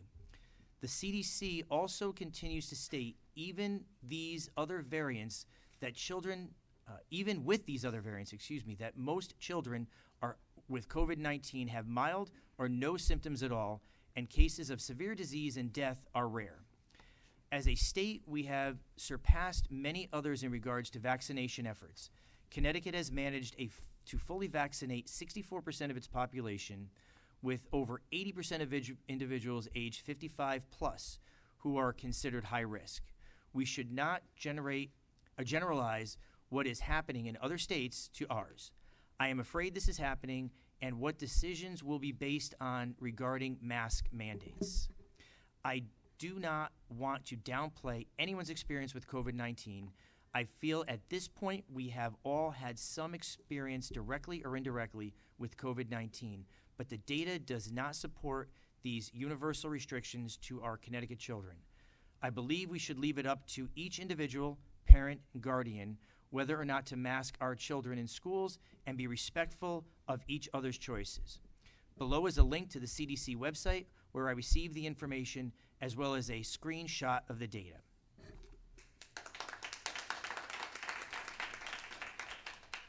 Want to read yours? Sure. Okay. Hang on. Oops. Okay. All right, so this letter is from a Marissa Salvo from 8 Yorktown Road. Dear Superintendent Medancy and the members of the Board of Education, I am writing today as a mom of 2 children under the age of 6, one of who will be starting kindergarten at Urban T. Kelly School in 3 weeks. As decisions about this school year continue to unfold, I would like to continue to remind you a key responsibility that you have to our school community, ensuring the health of our students. This year, more than ever, health needs to be a priority. Remember that we are still in a pandemic, which is a hyperlink that I'm not sure what source that points to.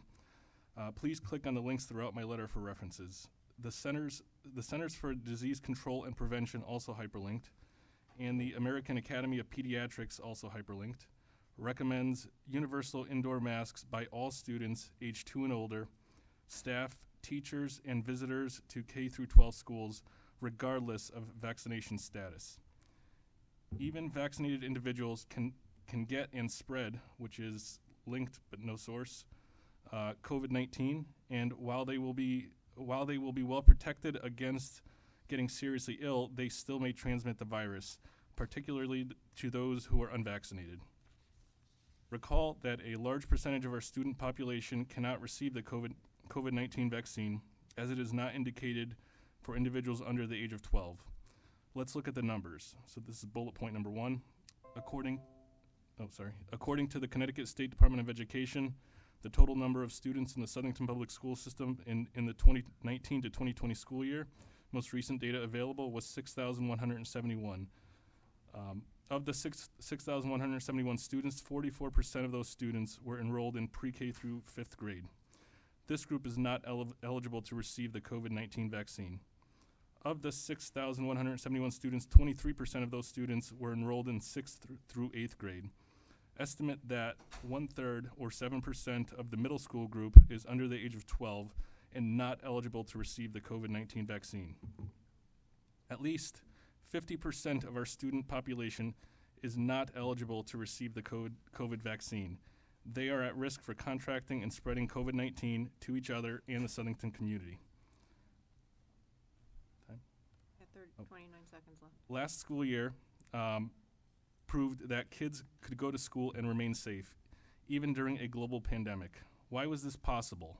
Masks. Masks worked last year, and most children adapted well. And part of the reason masks worked well is because all children and staff wore them inside diligently. Please do what you can to keep not only our children, but also you and our larger community as healthy and safe as possible. As the National Education... Do you have one? That was the only one I had. Oh, okay. I thought you had. This was, that was the email that had that as an attachment. Here, I'll give you one more. I realize you only had one. Okay.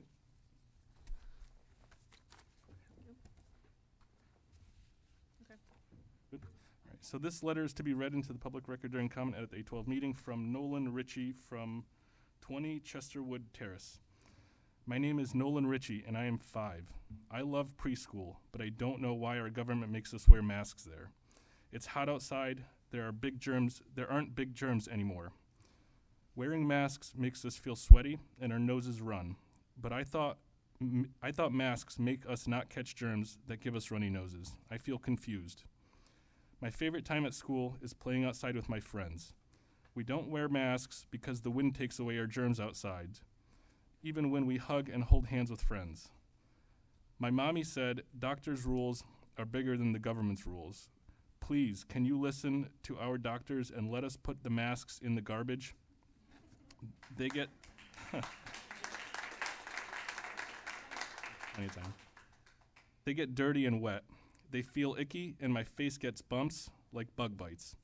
I'm so excited to see my teachers smile soon in the fall, and they are going to teach me all the letter sounds so I can read by myself soon if masks aren't still hiding us. That's it.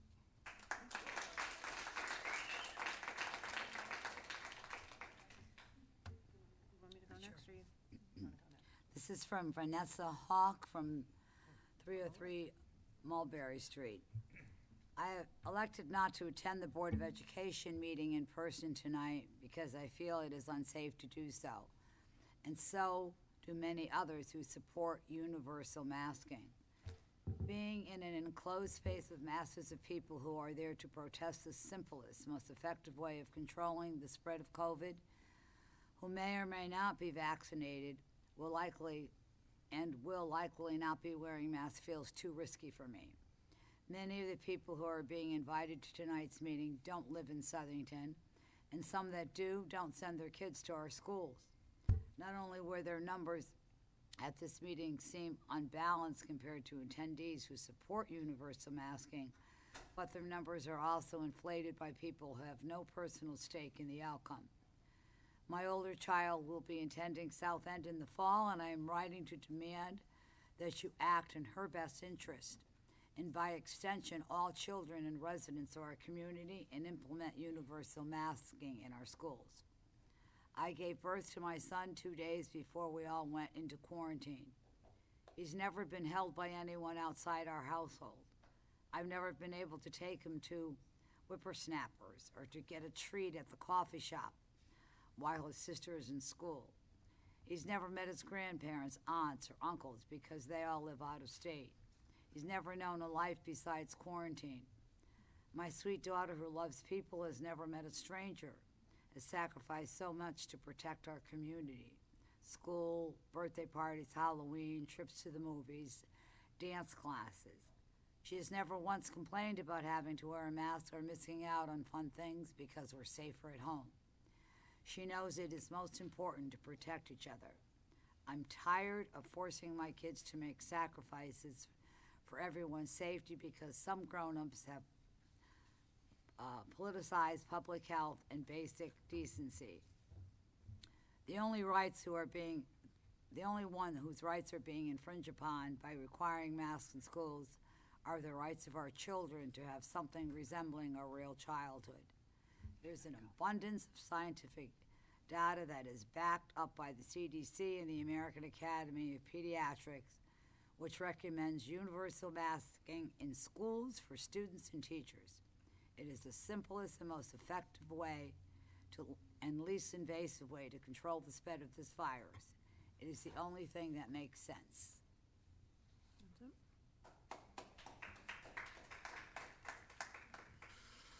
You ready? I have another one from Jillian Eckhart from 206 Monarch Drive. First, let me thank you for doing an amazing job in keeping our schools open last year.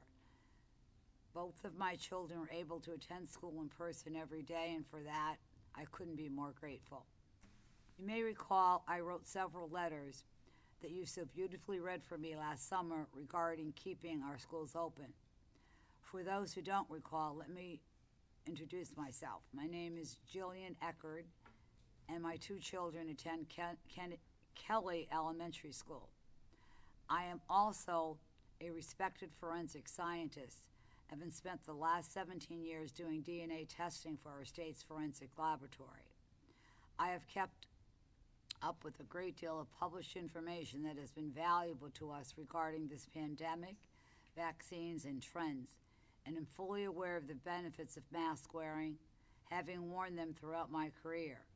That being said, I am writing this today as a concerned parent worried about the social and educational impact masks are having on our elementary age students, and am against them being mandated in our schools. And she has a chart that I'm not going to show, okay? Nor do I believe that we should be blindly following CDC guidelines that speak for our country as a whole. In the Northeast, we are in a very different situation than most other parts of our country because of our higher vaccination rates. And so this is one, there's several charts that are attached to this, but this is one that is, wants to unmask the children. I'm not going to read the rest of them. Okay. Go ahead. My turn? Yep.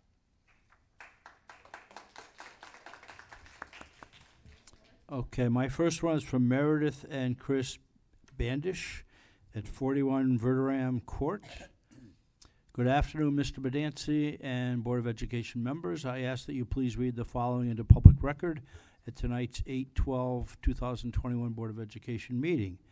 We would like to begin by thanking you all for your efforts to keep our children and teachers safe during this past school year and for this upcoming year, both unprecedented in nature.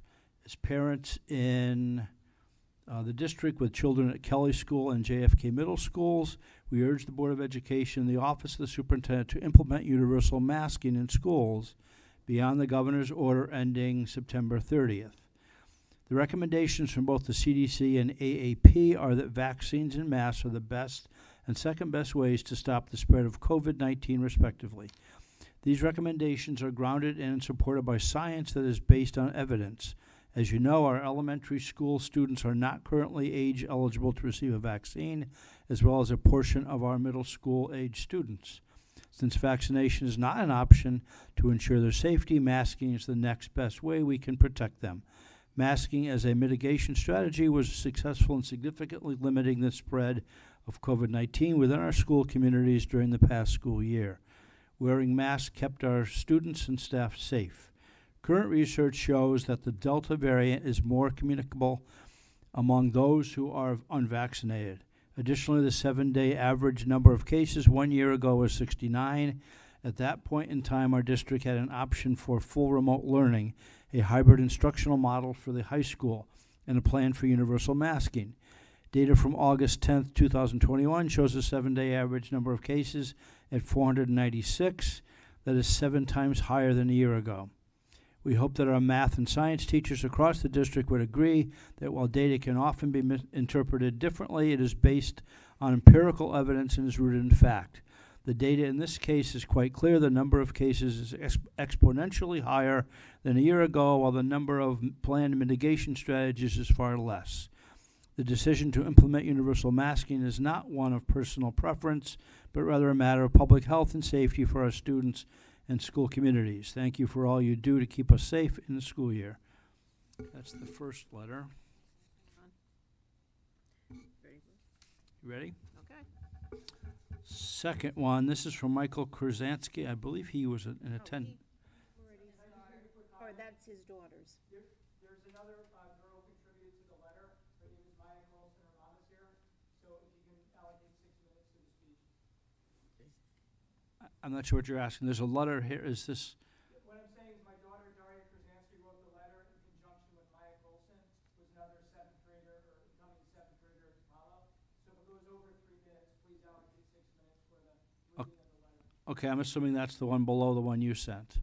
I haven't seen this before, so what I have is an email from you, I think. I will be attending, and then there's one below. From the daughter.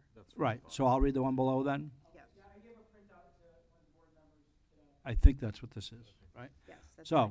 and it doesn't it's not signed, so if you tell me if it's not the one that's from, whatever. Okay, it says mask affect how you learn because they make you hot and tired. Okay. In gym, we are made to wear masks over our noses, and if they catch us with the mask down, they take 10 points off your grade if the mask is below your nose. When we are in gym class, we cannot fully work out because it is hard to breathe.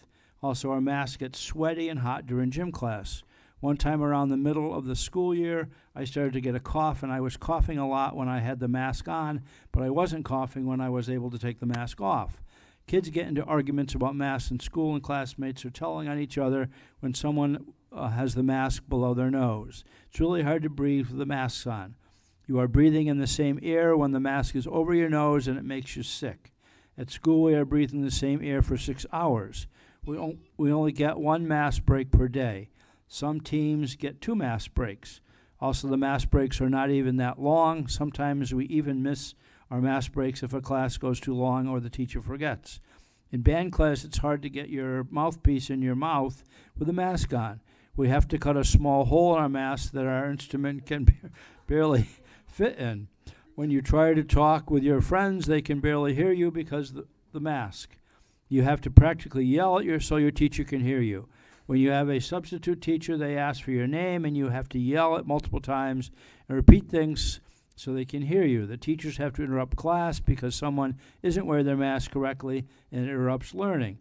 Also, parents have to spend a lot of money on masks. Teachers are encouraging masks even outside and encouraging the vaccine. During a fire drill, which is outside, we still need to wear masks even though the air is circulating and there is wind. Sometimes classes go outside during a nice day, but we still need to wear our masks even if we are spread apart. It is so bad. I don't wear a mask anywhere else, so why do I need to wear it in school? Why, if I'm hanging out with my friends after school without a mask, then I am at school and see the same person, or I am with the same person, I need to wear a mask. I won't go to school if I have to wear a mask. Why do I need to wear a mask in this state, and in other states they don't need to? Whenever I walk out of school and pull my mask down, I am so relieved, and I am still next to the same people but not wearing a mask. There is no difference. I used to wear glasses, and whenever I had to wear a mask, my glasses would get all foggy. This is part of the reason I had to get contact lenses. If you use the same medical mask over a period of time, it starts to get all fuzzy, and it gets caught in your mouth, and it gets very itchy, and you have to pull your mask down to get the stuff out of your mouth, and that defeats the purpose of wearing a mask. You might say to buy another mask, but it costs money, and at the end of the year, it adds up to a lot.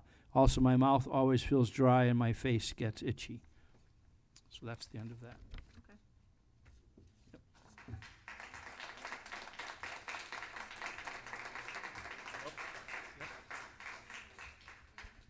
All right, so this letter is from a Bethany Rosen, I'm sorry if I'm mispronouncing that, 93 October Lane, Plantsville.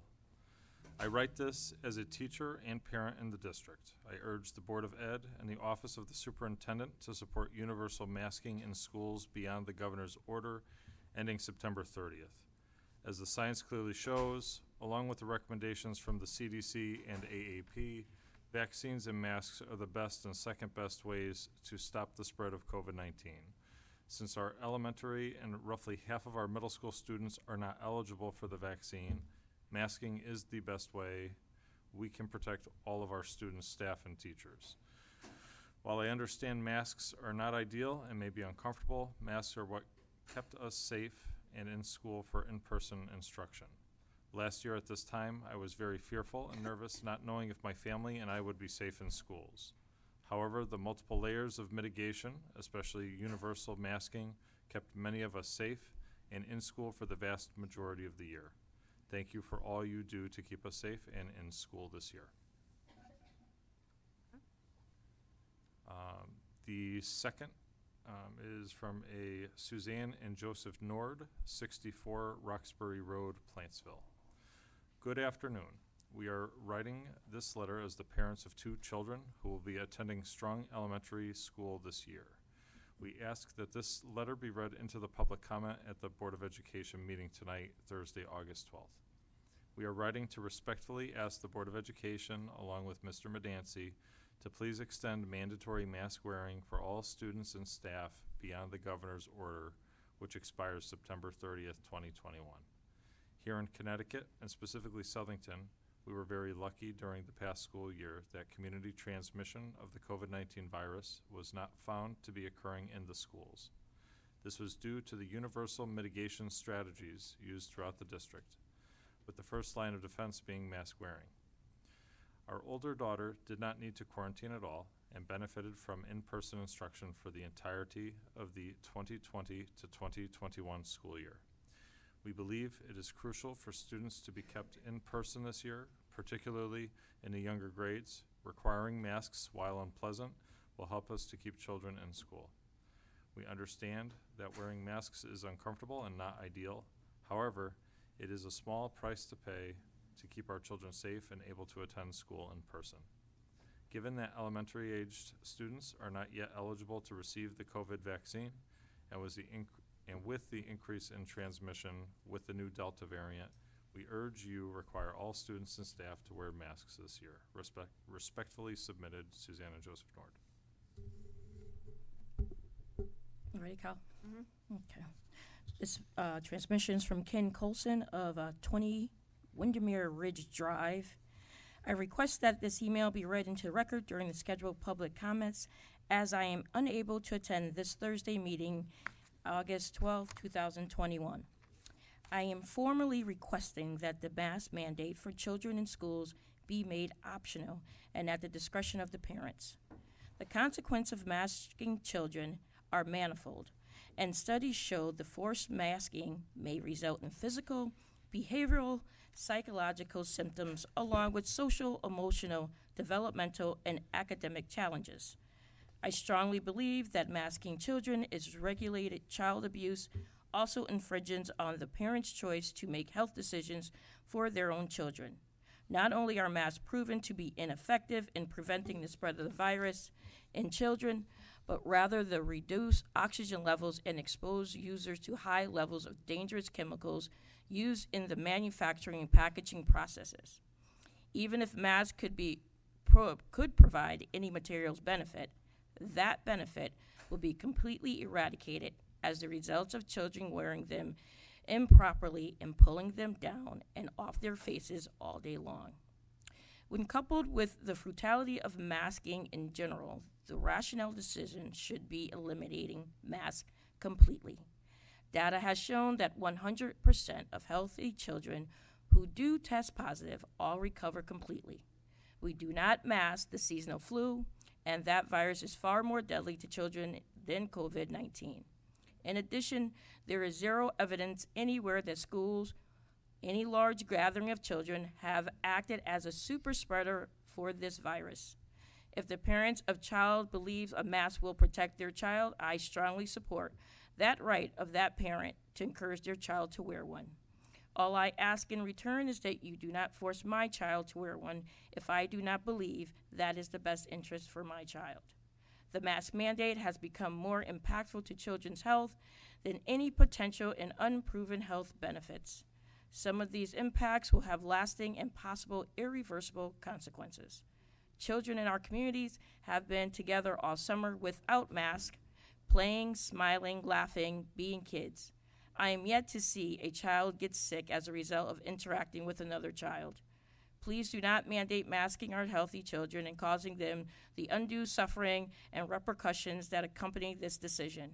If we do not end this insanity now, it will never end, and I fear this will cause a massive retardation on the learning and developmental of most of our prized possession, our children. I implore you to give parents the choice. Make masks optional for the upcoming and all future school years. Thank you for your consideration. Kenneth Colson.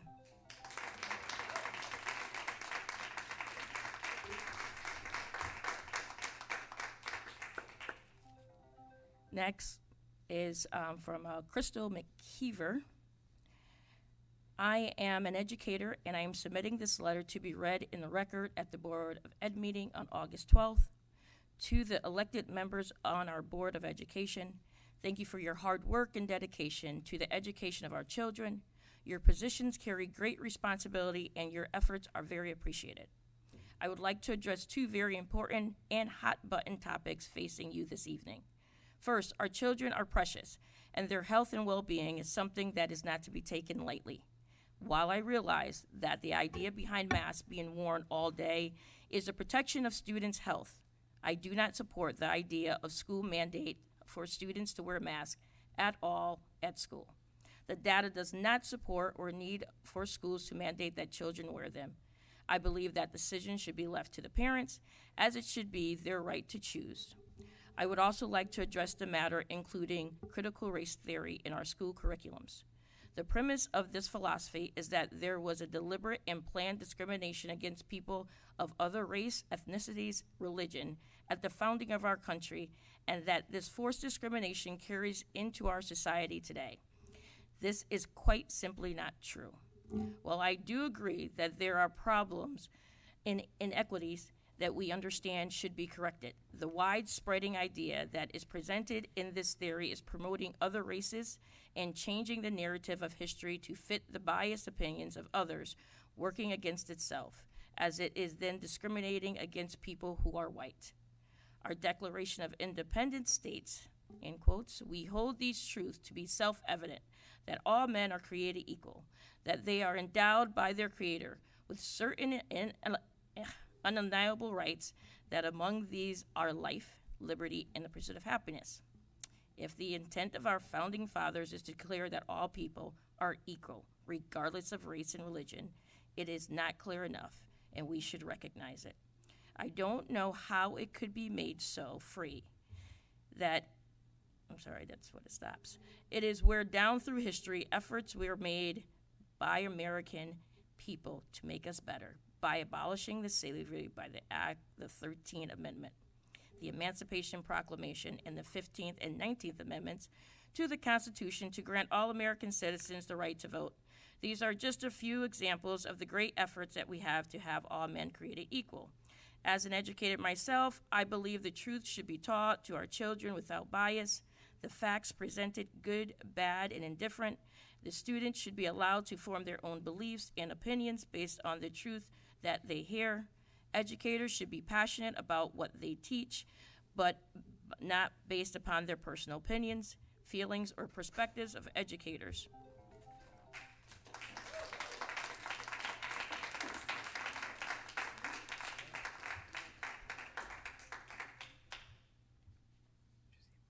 You ready?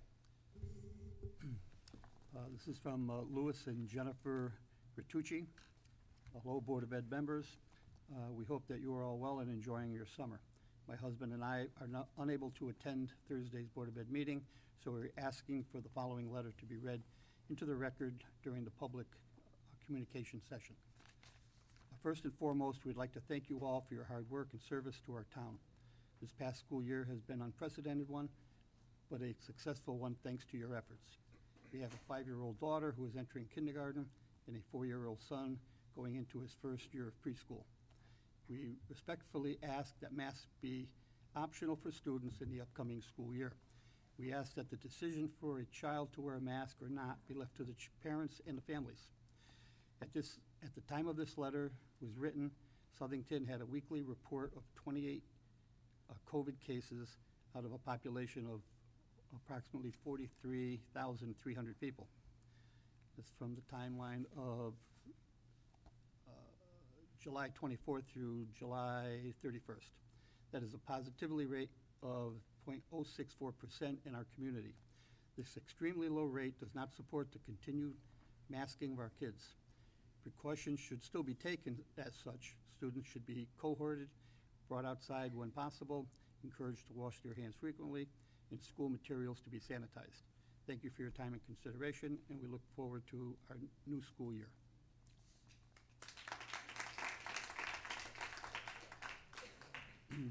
This is from Heather Carrerio. Said, good afternoon. First of all, thank you for all your hard work you do to ensure our children have an exceptional education. I have a rising third grader at Thalberg School, and our experience has been wonderful, particularly given the challenges of the past year and a half. I am concerned, however, about the recent unmask our kids trend. Last year we saw limited coronavirus spread in schools because teachers and students were masked. In fact, my child's teacher had COVID-19 and not one of the students tested positive. I have no doubt that this would have not been the case had masks not been universally worn. As parents, we must put our trust in the schools and the teachers to keep our kids safe. Elementary students are too young to be vaccinated. They are vulnerable, and as we see with the rising cases of children in ICU care in Florida and Texas and other states where politics has usurped common sense. I know of at least one teacher at Thalberg who has chosen not to be vaccinated. She cannot be the only one. Starting a school year unmasked puts everyone at risk. By all means, reassess as the year goes on. I would love for my kids not to have to wear a mask, but until the Delta variant stops its wildfire spread, we have to err on the side of caution. For that reason, I am also opposed to a voluntary masking policy. This is a recipe for failure and also risks children being singled out and bullied for decisions their parents have made for them as a family. Thank you for your consideration. Heather Carriel. Okay, and I have two. Another one? I have two more. Oh, do you have another one? One more. Oh, I'm sorry. I thought you were done. Okay. Need more water. Do you need a water? No, I'm good. Oh. Here, pass Jeff. Board of Beckett? to Let's Mr. not make it today if it's making it Manistee and Board of Ed members. My name is Christine Cristelli. I am a mother of two girls at Kelly Elementary School and a teacher at Southington High School. I'm writing with a plea that kids not only can go to school next year without masks, but can also return to a pre-pandemic way of learning. As a society, we had a chance to eradicate COVID. Sadly, this didn't happen because not enough of the eligible population chose to be vaccinated. I can quote all of the studies that show how little a threat COVID poses to our elementary school population. They are far more likely to die in a car accident on the way to school than with COVID, yet we still drive them to school. Could my child contact COVID and pass it to someone who may become sick, need to be hospitalized, or possibly even die? Yes, but that person chose not to be vaccinated. 99.8% of deaths in this country since the vaccine became widely accessible are the unvaccinated. 97% of people hospitalized with COVID currently in this country are unvaccinated. These unvaccinated persons are aware of the risk and chose not to be vaccinated, and it shouldn't be on my children's responsibility to protect them. Every single education class I attended in college emphasized collaboration, and only became more so emphasized in the years since I became an educator. It's one of our 4 C's in our town, of our own vision of a graduate. And the only C that Southington High School teachers are evaluated on last year during the pandemic. Particularly in elementary education settings, rows of seats and direct classroom instructions were highly discouraged, as it had been proven time and time again that small children simply don't learn that way. Kids learn best when working together, collaborating with their classmates. They need small groups of instructions. They need to sit on the rug for morning meetings and story time. None of these things happened last year. They learned more in the exact manner in which educators have been told for years does not work. For my daughter entering first grade, her kindergarten year was robbed from her. She was isolated with just her class, unable to make friends with anyone in any of the other 2 kindergarten classes, since they were forced to remain in their cohort during recess. Lunch is hardly a time to socialize, as they had to sit on one side of the table. I have a daughter entering 3rd grade. Making her 3rd grade experience like this 2nd grade experience would ruin half her elementary school years. She had a normal kindergarten year, however, her 1st grade year was tainted by the trauma of being sent home for 2 weeks in March, never to see her teacher or classmates again. Her 2nd grade year was the same nightmare as it was for everyone else, learning in rows alone.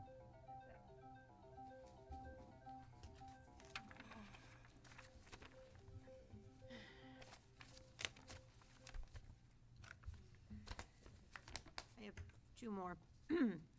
This email is from Sean Slight, 50 Knowles Avenue, Dear Southington Board members. We are the parents of a student here in Southington that was part of the Remote Learning Academy during the 2020-21 school year. First, we would like to thank the staff, teachers, and everyone who made the Remote Learning Academy possible and such a success. We would have liked to have been there in person providing this statement, but we heard a sizable group may be attending who are against mask mandates for students and staff at our school. We can only assume that since these potential attendees are against common sense and scientific consensus, that masks help protect both vaccinated and unvaccinated individuals from potentially contracting and or spreading COVID, that attending in person would risk exposure to COVID, which we would then bring home to our child who is too young to be vaccinated. For those who did attend the meeting tonight to protest a mask requirement in our schools and feel that a mask somehow inhibits their liberty and does not work to help prevent the spread of germs, I accept and respect your opinions and beliefs, even though they are not based in science. I do wonder, though, if the next time you need medical care or surgery, will you insist that the medical staff be unmasked? Masks work, vaccines work, they don't guarantee someone will not get sick, but they do put protections in place so that fewer people will get sick, especially the critically ill. We do not want to potentially expose our child to COVID more than is necessary. He is currently too young to be vaccinated. We encourage the school board to require all staff and students to wear masks and that the staff be vaccinated or submit to weekly COVID testing. Then they gave links to articles in the Hartford Courant and finished with best regards. And the last one. Dear members of the Southington Board of Education, we are parents of students who attended the Remote Learning Academy during the 2020-2021 school year.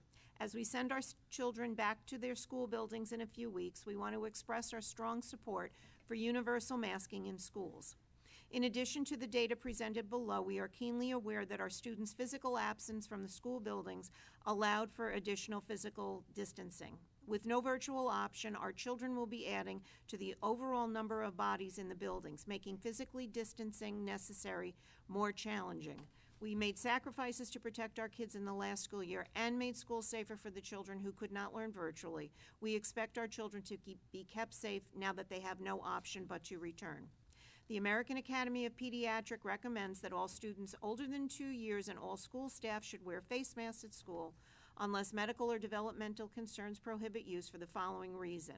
A significant portion of the student population is not eligible for vaccination. None of our elementary school students are eligible, and only half of the middle school students. Protection of unvaccinated students from COVID-19 and to reduce transmission, potential difficulty in monitoring and enforcing mask policy for those who are not vaccinated. In the absence of schools being able to conduct this monitoring, universal masking is the best and most effective strategy to create consistent messages, expectations, enforcement, and compliance without the added burdens of needing to monitor vaccination status. There is also no scientific evidence that mask wearing is harmful to children, and it does not expose children to harmful levels of carbon dioxide. Also, research from the University of Wisconsin on children ages 7 through 13 shows that while there may be some loss of emotional information due to mask wearing, children can still infer emotions from faces and likely use many other cues to make these inferences. Finally, the Delta variant and potential new variants are presenting all of us with significant unknowns. Last month, the CDC recommended masks for all students. Since then, the COVID transmission rates have risen to the point where the agency is recommending everyone wear, oops, and I lost my place. Everyone wear masks in indoor public settings regardless of their vaccination status. A couple of quotes from the Hartford Courant, and until vaccination is available to children under the age of 12, the universal masking is the only way to keep our kids safe. Sincerely, Megan and Brian Mealy, Carrie and Grant Campbell, Danielle Reinhardt, Christine Formeister, Sabine Goodrich, Dan and Kat Brunetto, Shannon and Patrick Ubany, Kristen Dobransky, Aaron and Jose Perez, Bethany Melnick, Kathy Lush, Tim Kostick, Maggie Scampolino, Vanya Slight, Catherine Carlson, Tina Hartley, Sharon Mayer, Sarah and Steve Lewis, and there are a total of 36 families that have signed this. I will give this to the That secretary. complete all of the, That is all of them. I personally know were sent to you all because they BCC'd me in them that weren't read. Did they ask in the email to have them read? And who? what we want, they asked them to be put in the record, they came, when did they come to us? No, they sent it via email because they BCC'd. Oh, we're not gonna read them in the record now, no. Well, No, we'll put them in the Can we take record, a- Joe, but we're not, I haven't seen. I asked that the continue, not doing it now. Harmony cut off someone's testimony, and you weren't even like a minute into it. So the one you read that had the charts, you cut off like half of her testimony. I cut off half, Yeah, you didn't go on past the charts. All right, I'll read this. I'll read it. You want to, And that was this not slide. reading. Colleen, you want to just read these? Yes, I will. Just read these. Or I'm do you going to want me read them. No, I'll read we'll them. take those and put them in the record. We'll add them to the record. We gotta I read was them. going to, I'll read them. Yeah. I mean, I could read them. I can read them. Now, who's that one? I know, she said I want that, I Yeah, don't there's a remember. whole spot underneath that graph that you were talking about that was still part of the letter, so. We read one from Jillian Eckhart. That's right. I read one that I left, The first part. Can't but finish it because we're only giving people 3 minutes. She didn't reach the, I'm using the timer here that I've used. but Colleen, it didn't alarm on this no, one. that was the one with all the statistics on it, that, Correct, this last part to it was still part of the, Okay. can we make sure that we I guess, yeah, add it it'll go appropriately into, to the it'll record? go into the record. Everything is going to be added into the Everything will record. be added into the record. I apologize, I don't know how I missed this one, but I will be happy, I will read it That into I the, read it incorrectly, okay. no, I'll read this one. Go first? Yeah, I'll go first.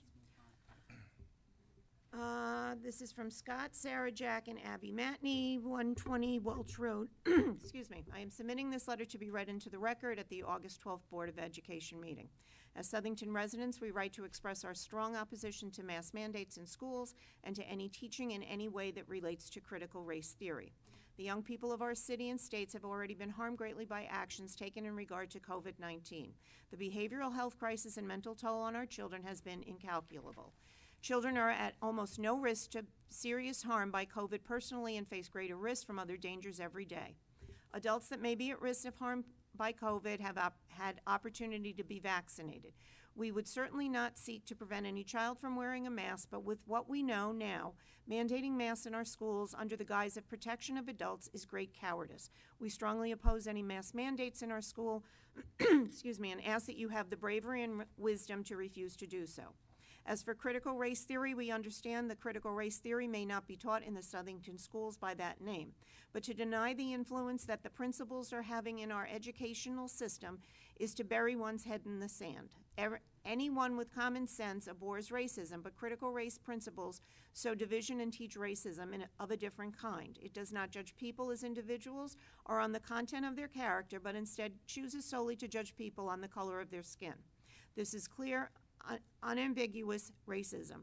It condemns our country and is rooted solely in Marxism. This teaching is not based on truth and is harmful to children of every race and to society as a whole. We would ask that the Southington School Board to oppose any teaching related to critical race theory or that would attempt to condemn or criticize someone solely on race, and which would sow division rather than unity. Thank you for your service to the community, and we now ask that you simply have the courage to take stands against these two issues that would harm the children of our city. This one too.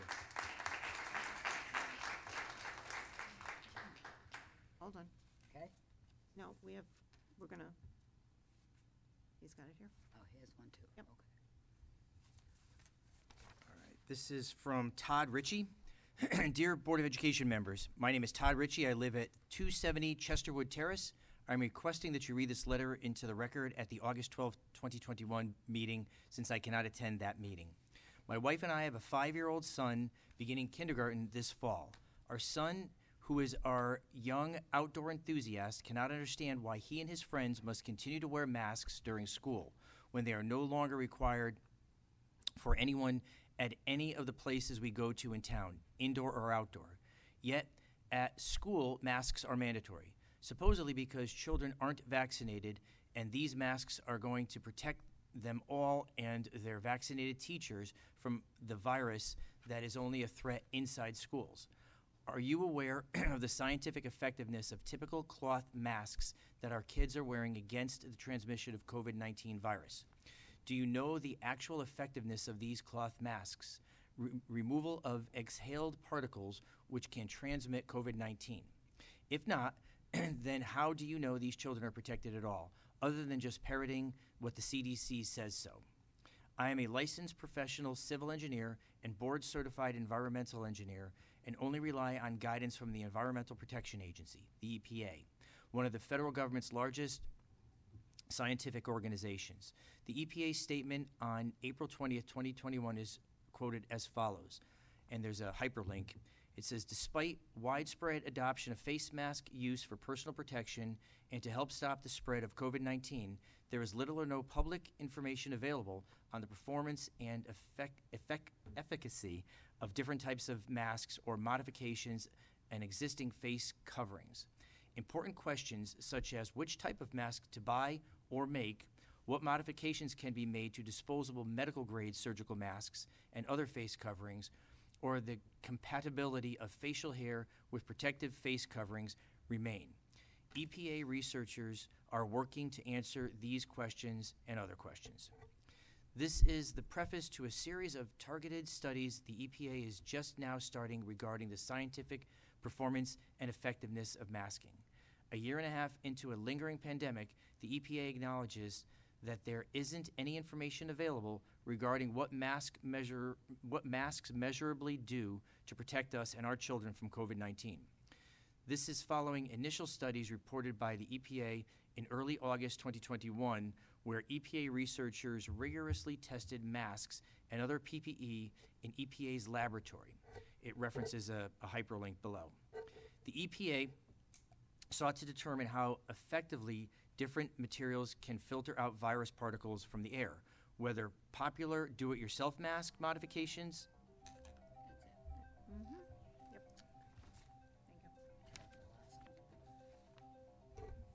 Yep. That's better? Yes? Yep. Okay. I'm sorry, what?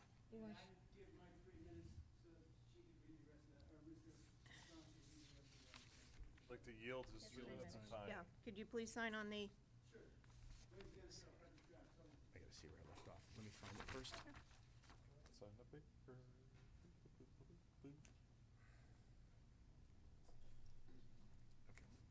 found it? Yep. Okay.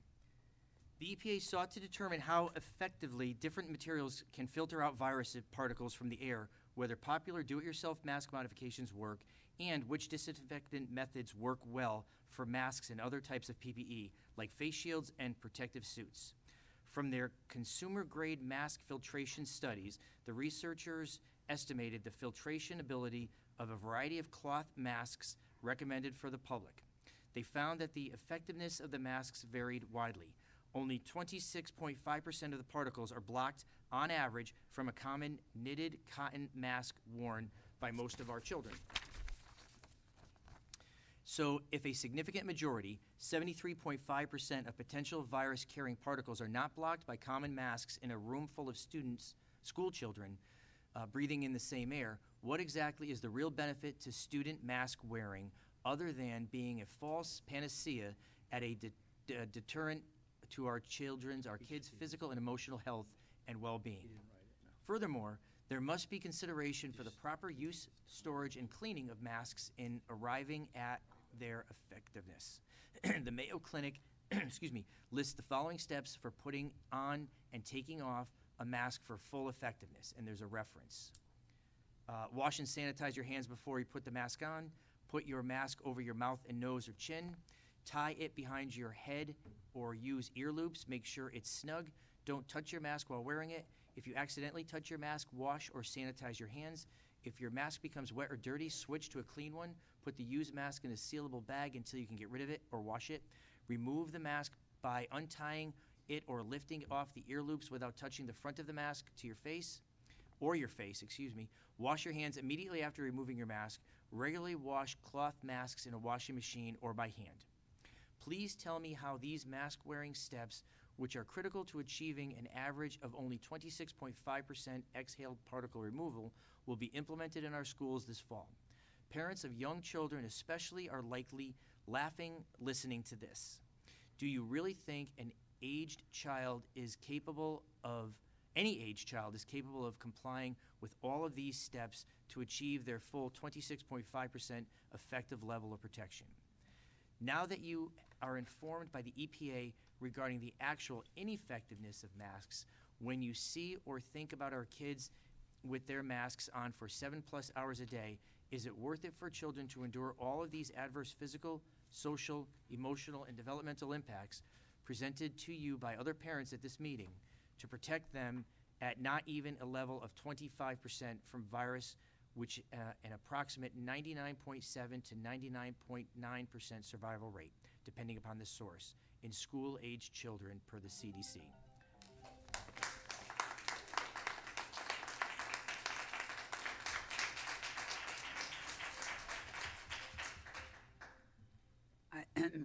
Closing, excuse me, this section out. On behalf of the board, I want to thank everyone who has spoken this evening regarding masks in our schools. As we all grapple with the ongoing pandemic, and as we prepare to open the school year, we understand that people's views regarding the wearing of masks vary significantly. There has been considerable discussion regarding the current rules concerning masks in schools, as well as confusion regarding what authority the school district does and does not have regarding the wearing of masks. We think it is important that everyone understand that there is currently a statewide mandate that all individuals, regardless of vaccination status, wear masks in school buildings for grades pre-K through 12 unless a medical exemption is in place. In accordance with an executive order, the Commission of Public Health for the state of Connecticut issued that mandate on May 19, 2021. Unless modified by the state, the mandate remains in effect through September 30th, 2021. Last week, in Executive Order 13A, Governor Lamont reaffirmed the authority of the Commissioner of Public Health to issue binding rules in certain settings, including schools, for the duration of the public health emergency, which currently extends through September 30th, 2021. Given the current state mandate, the board and the administration do not have any discretion to implement a mask policy or rule that is contrary to the state mandate. As we strive to provide for the health, safety, and well-being of all of those in our school community, we will continue to monitor all the developments regarding the wearing of masks and other health and safety protocols for our schools. The district will continue to engage in frequent communication with students, parents, and employees as this situation evolves. In the meantime, we look forward to welcoming students, parents, and staff for a new school year. I don't know if there are any other board members or any board members that want any other comments, but that is our board statement. Joe? I'd like to make a comment. I'd like to first start by thanking everyone who came out this evening. Patty, who had presented earlier, mentioned, having dogs in the fight. And certainly as a board member, I have a 10 and 8-year-old in Southington school system. As far as last year, with the information that we had, I thought we did a fantastic job. That's as a dad and a citizen in town here. Some of the things that bothered me, and again, I've seen it from a healthcare perspective, is this refusing to sign any sort of medical exemptions, whether it be for adults or kids. That's a big problem. Trusting scientists, I know a number of people who submitted letters and that type of thing. Again, some of the things that we did was, I think, a little overzealous. I think the problem that people have is, you can only say something so many times before you say, sorry, I was wrong on that, and, we're going to try this instead. I think it's rather disingenuous of the CDC and the APA and everything else, and just sort of how they've belabored certain issues and how we keep moving the goalposts. As far as the mask mandates and the psychological effects, we're not going to see those for a couple of years. Again, does it not make any difference? I'd be very surprised if it doesn't. I think what we're doing now by allowing the governor and then the essentially his lead person for the Department of Public Health to make the decisions what's right for Southington. Again, I believe that the best power and the best oversight is when a school board is able to make those decisions what's best for their people that they represent. Unfortunately, again, I think we run into the issue of these mandates and things like that. I don't know what else there is to push back on. I think what you guys did tonight is just the beginning, and I think we have to continue to push the issue up to the governor at the very least. One thing that sort of made me think about with the mask mandates during the Cold War, we made kids take iodine pills and hide under desks, like that would have done any difference.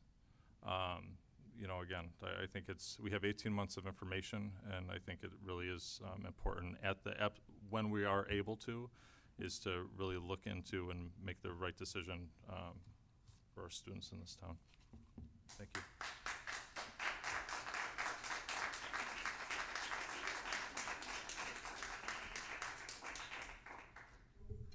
As a citizen of this amazing town, I really want to thank everyone that spoke tonight. I want to thank you for exercising your freedom in this great republic. I want to thank you for continually fighting for your children, for your neighbors, your grandchildren. This is what we do as Americans, and it was a great show of standing for what we all believe in. And as a citizen, I'm very proud of our town. Very proud of our district and what we attempted to do in something that was so unknown. As a parent of now graduates of high school, I would be where you are today. I know that in my heart of hearts, there would be no denying the fact that I would want my freedom to choose for my child, because I believe that parents are the primary source of the education and of the rights for their children. And not the teachers alone. It's with collaboration with the teachers and the superintendents. So I know as a parent, I would be standing there defending that right for my child, for me to choose for my child. As a Board of Education member, appointed by the people to serve the people, I will plead that you give us the time to do our jobs, to make sure that we're looking out for the 6,000 plus students in our district, not just for the one, that we take the time to look over every executive order, every scientific measure, talk to our public director. We here, I'm going to speak for everyone, but I'm going to speak for myself. We want to do that to our best ability. And there are times because of COVID and Zoom meetings that it's not always possible. And we are going to work diligently to make sure that the education of our children is paramount, number one. We do not have the power to supersede what the governor has put in place, but we do have the power and the passion to make sure that going forward, we will keep your students, your children, at the heart of this issue and their education being number one for the success of all. So thank you again.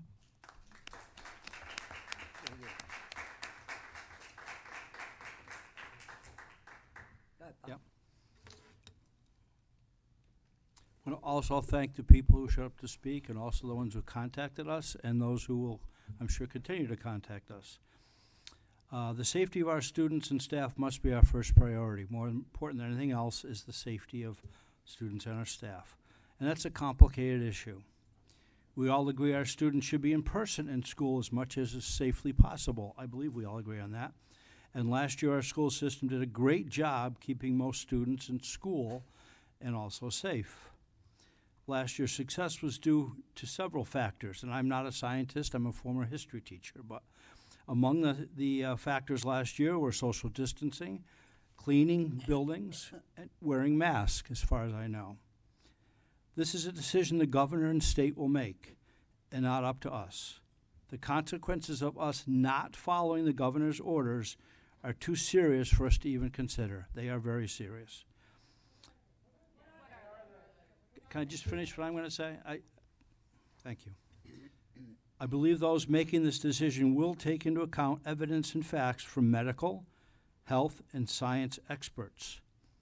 I totally agree everyone is better off not wearing a mask if they are safe, if the health experts tell us that, and if the state allows that.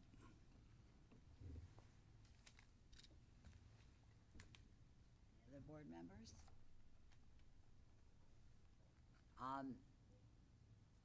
That's it for board members, okay. I believe that I was supposed to have moved up the field trip, and I see that I have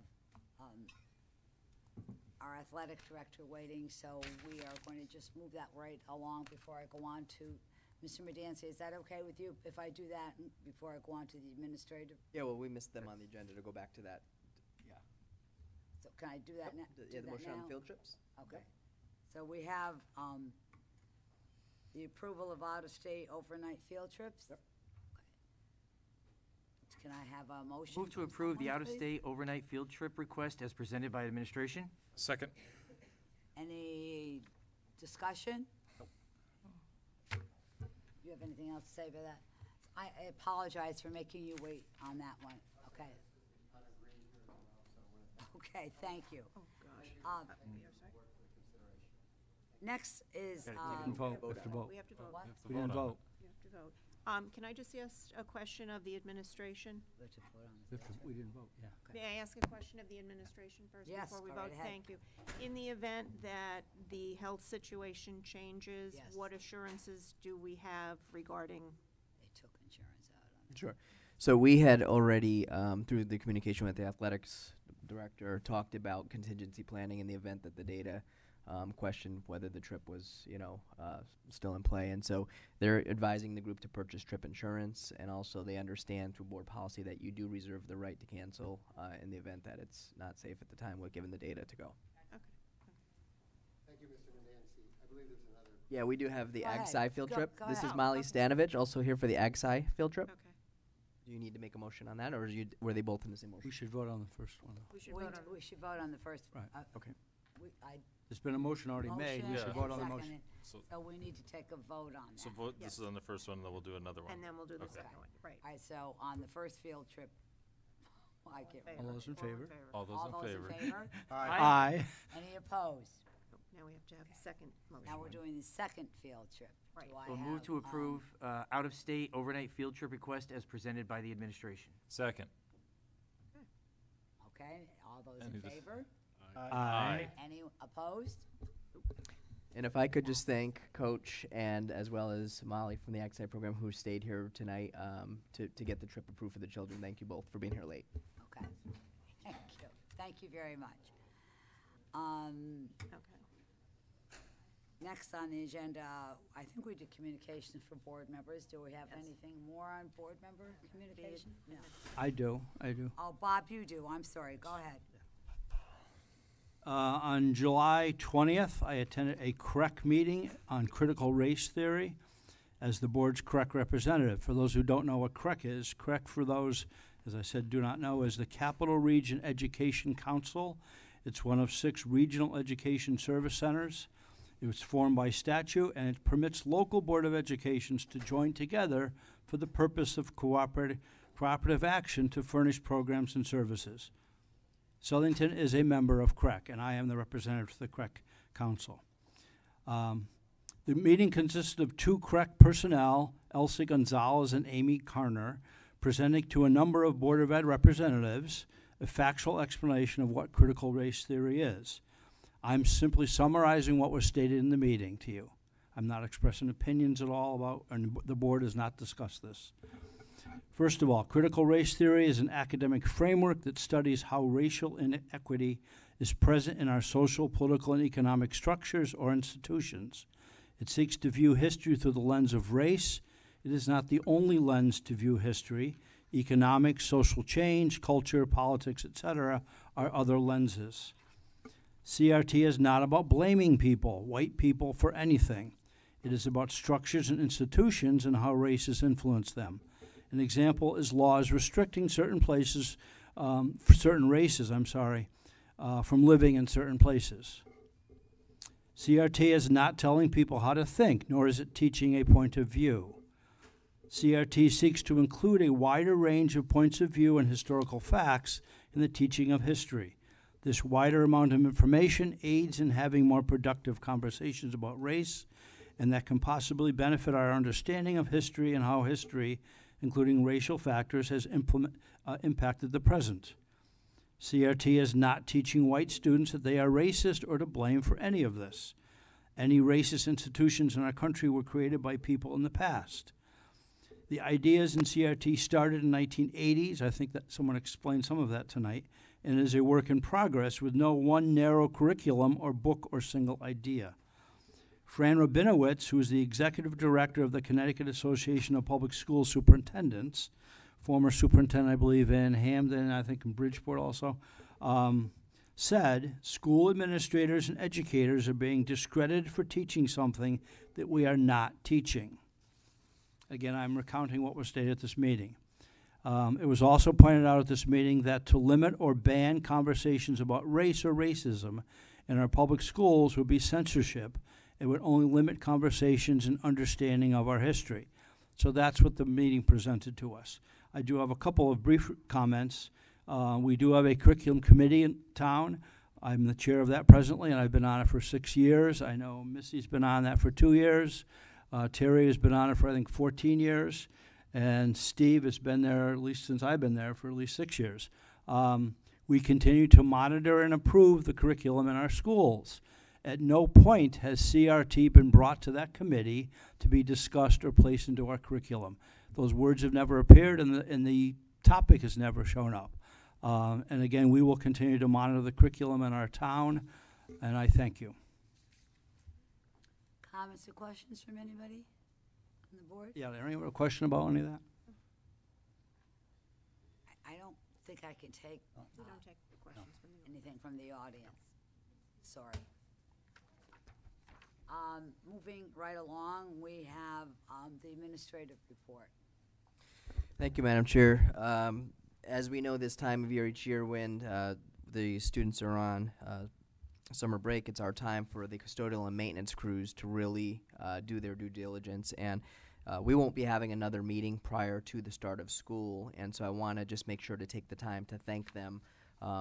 Many of the buildings, as people have talked about tonight, are extremely warm, emptying all of the furniture, stripping and waxing floors, and making sure the buildings are in tip-top shape, ready for our best students to be there on the first day is a tremendous effort. And so I want to just thank Mr. Romano, Mr. Lombardo, the custodial and maintenance crews for all the work and projects that occur this summer.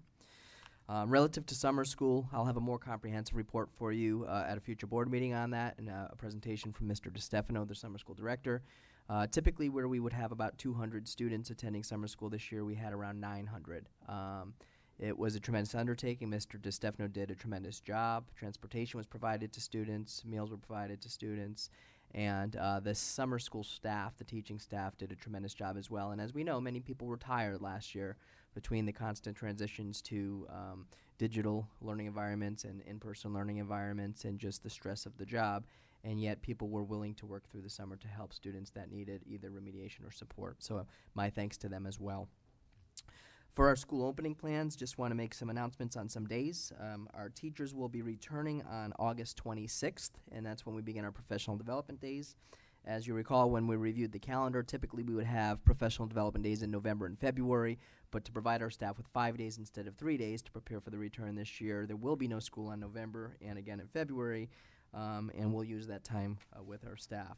Our students return on September 2nd, the first day, so we really look forward to that. Staffing update, Mrs. Passamano's office. This is always a tremendously challenging time of year to fill vacant positions across the board, whether it's certified teaching positions, paraeducator positions, food service positions. And so, you know, a tremendous thanks to her as well, and Patricia Crowley and Kelly Coulter in her office. There's a lot of onboarding, processing of paperwork, background checks, fingerprinting, and all that goes into it, and communication as well with the selected candidates to bring them on in time. So a thank you to them. And lastly, as of tonight, right now, our plans are still to hold a convocation. We're looking at the afternoon of August 26th at 1 o'clock. We are going to be doing that outside on the football field. And the rain date will be August 27th on the football field if the weather does not provide for that opportunity. So that's all I have this evening. Thank you.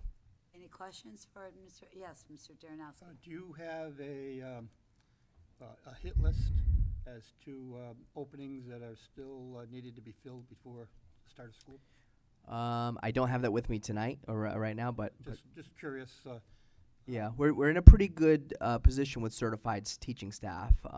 So that's normally in some of our shortage areas where we were at the 11th hour, but we're pretty good in that regard. In the classroom. Yep, pretty good there. Yep. Okay. All right, thank you. Can I just make a comment real quick? Oh, I'm sorry, James. Yeah. So this is just a comment about the summer school, and I already mentioned this to you, Steve. But my daughter actually did attend summer school, and I got to tell you, I've never seen her this happy to go to school, She ever. loved it, huh? She loved it. 6 years old. Good. So the staff there did a fantastic job at DePaulo, and you know, I'm definitely, if that program still exists next year, I'll definitely be sending her there. So fantastic job. Thank you. And it was an increased enrollment quite a bit this year, right? That's great. A lot, yeah. That's really wonderful for all the teachers. Thank you for sharing that, James. Next, we have the personnel report.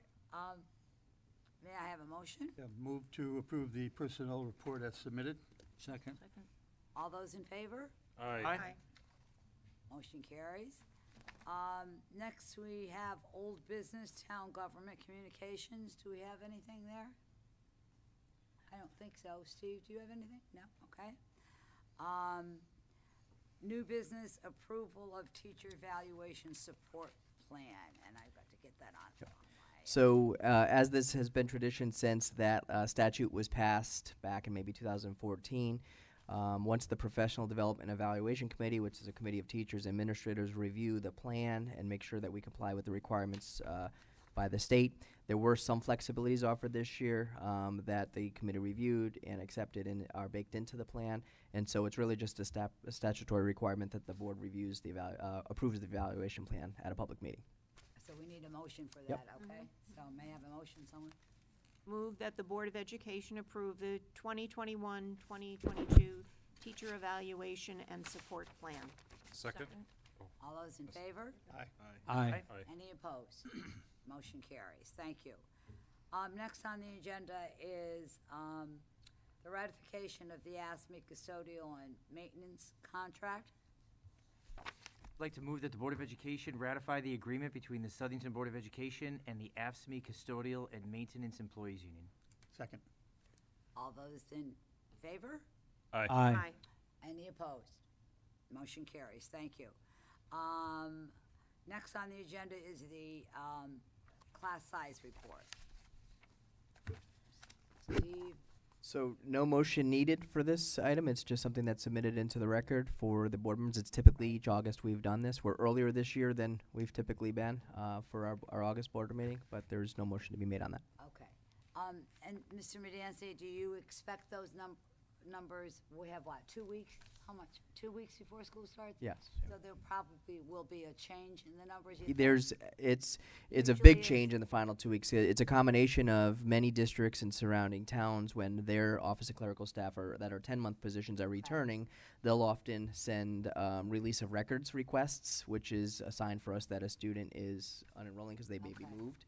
And we also then have a lot of, we're pretty busy into the evening with new registrations because we do it centrally here at central office. So, there's a chance it could Our change. next meeting will have a more accurate. Yep. We can update the board for sure. Yep. All right, thank you. Dave? In reviewing the numbers, this is the first year in many years where I can honestly say we don't have any hot spots. But don't go there yet, okay? Let's wait. Knock on Let me wood. finish. Yeah. Will we be getting an update? Well, beginning of school is only just a few weeks away, so Yeah. we don't have a meeting. Correct. So So there'll be because there's no hotspots. The good news is normally we need to make motions to add FTE should that occur. But Right. because we had taken care of that in the spring with the ESSER grant funds and the reduction of populations in grade 2 and the cohorts, we're in a safe space there, so there won't be anything. But we can certainly send an updated enrollment yeah, report. just be aware of what's Yep. going on. Absolutely.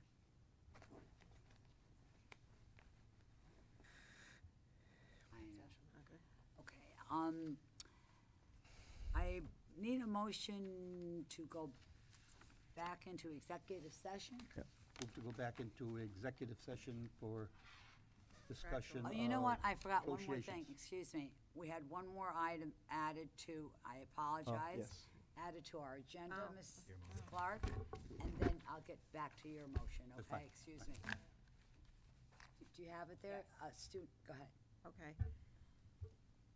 Move to expel student number 2020-2021-10 as stipulated by the administration.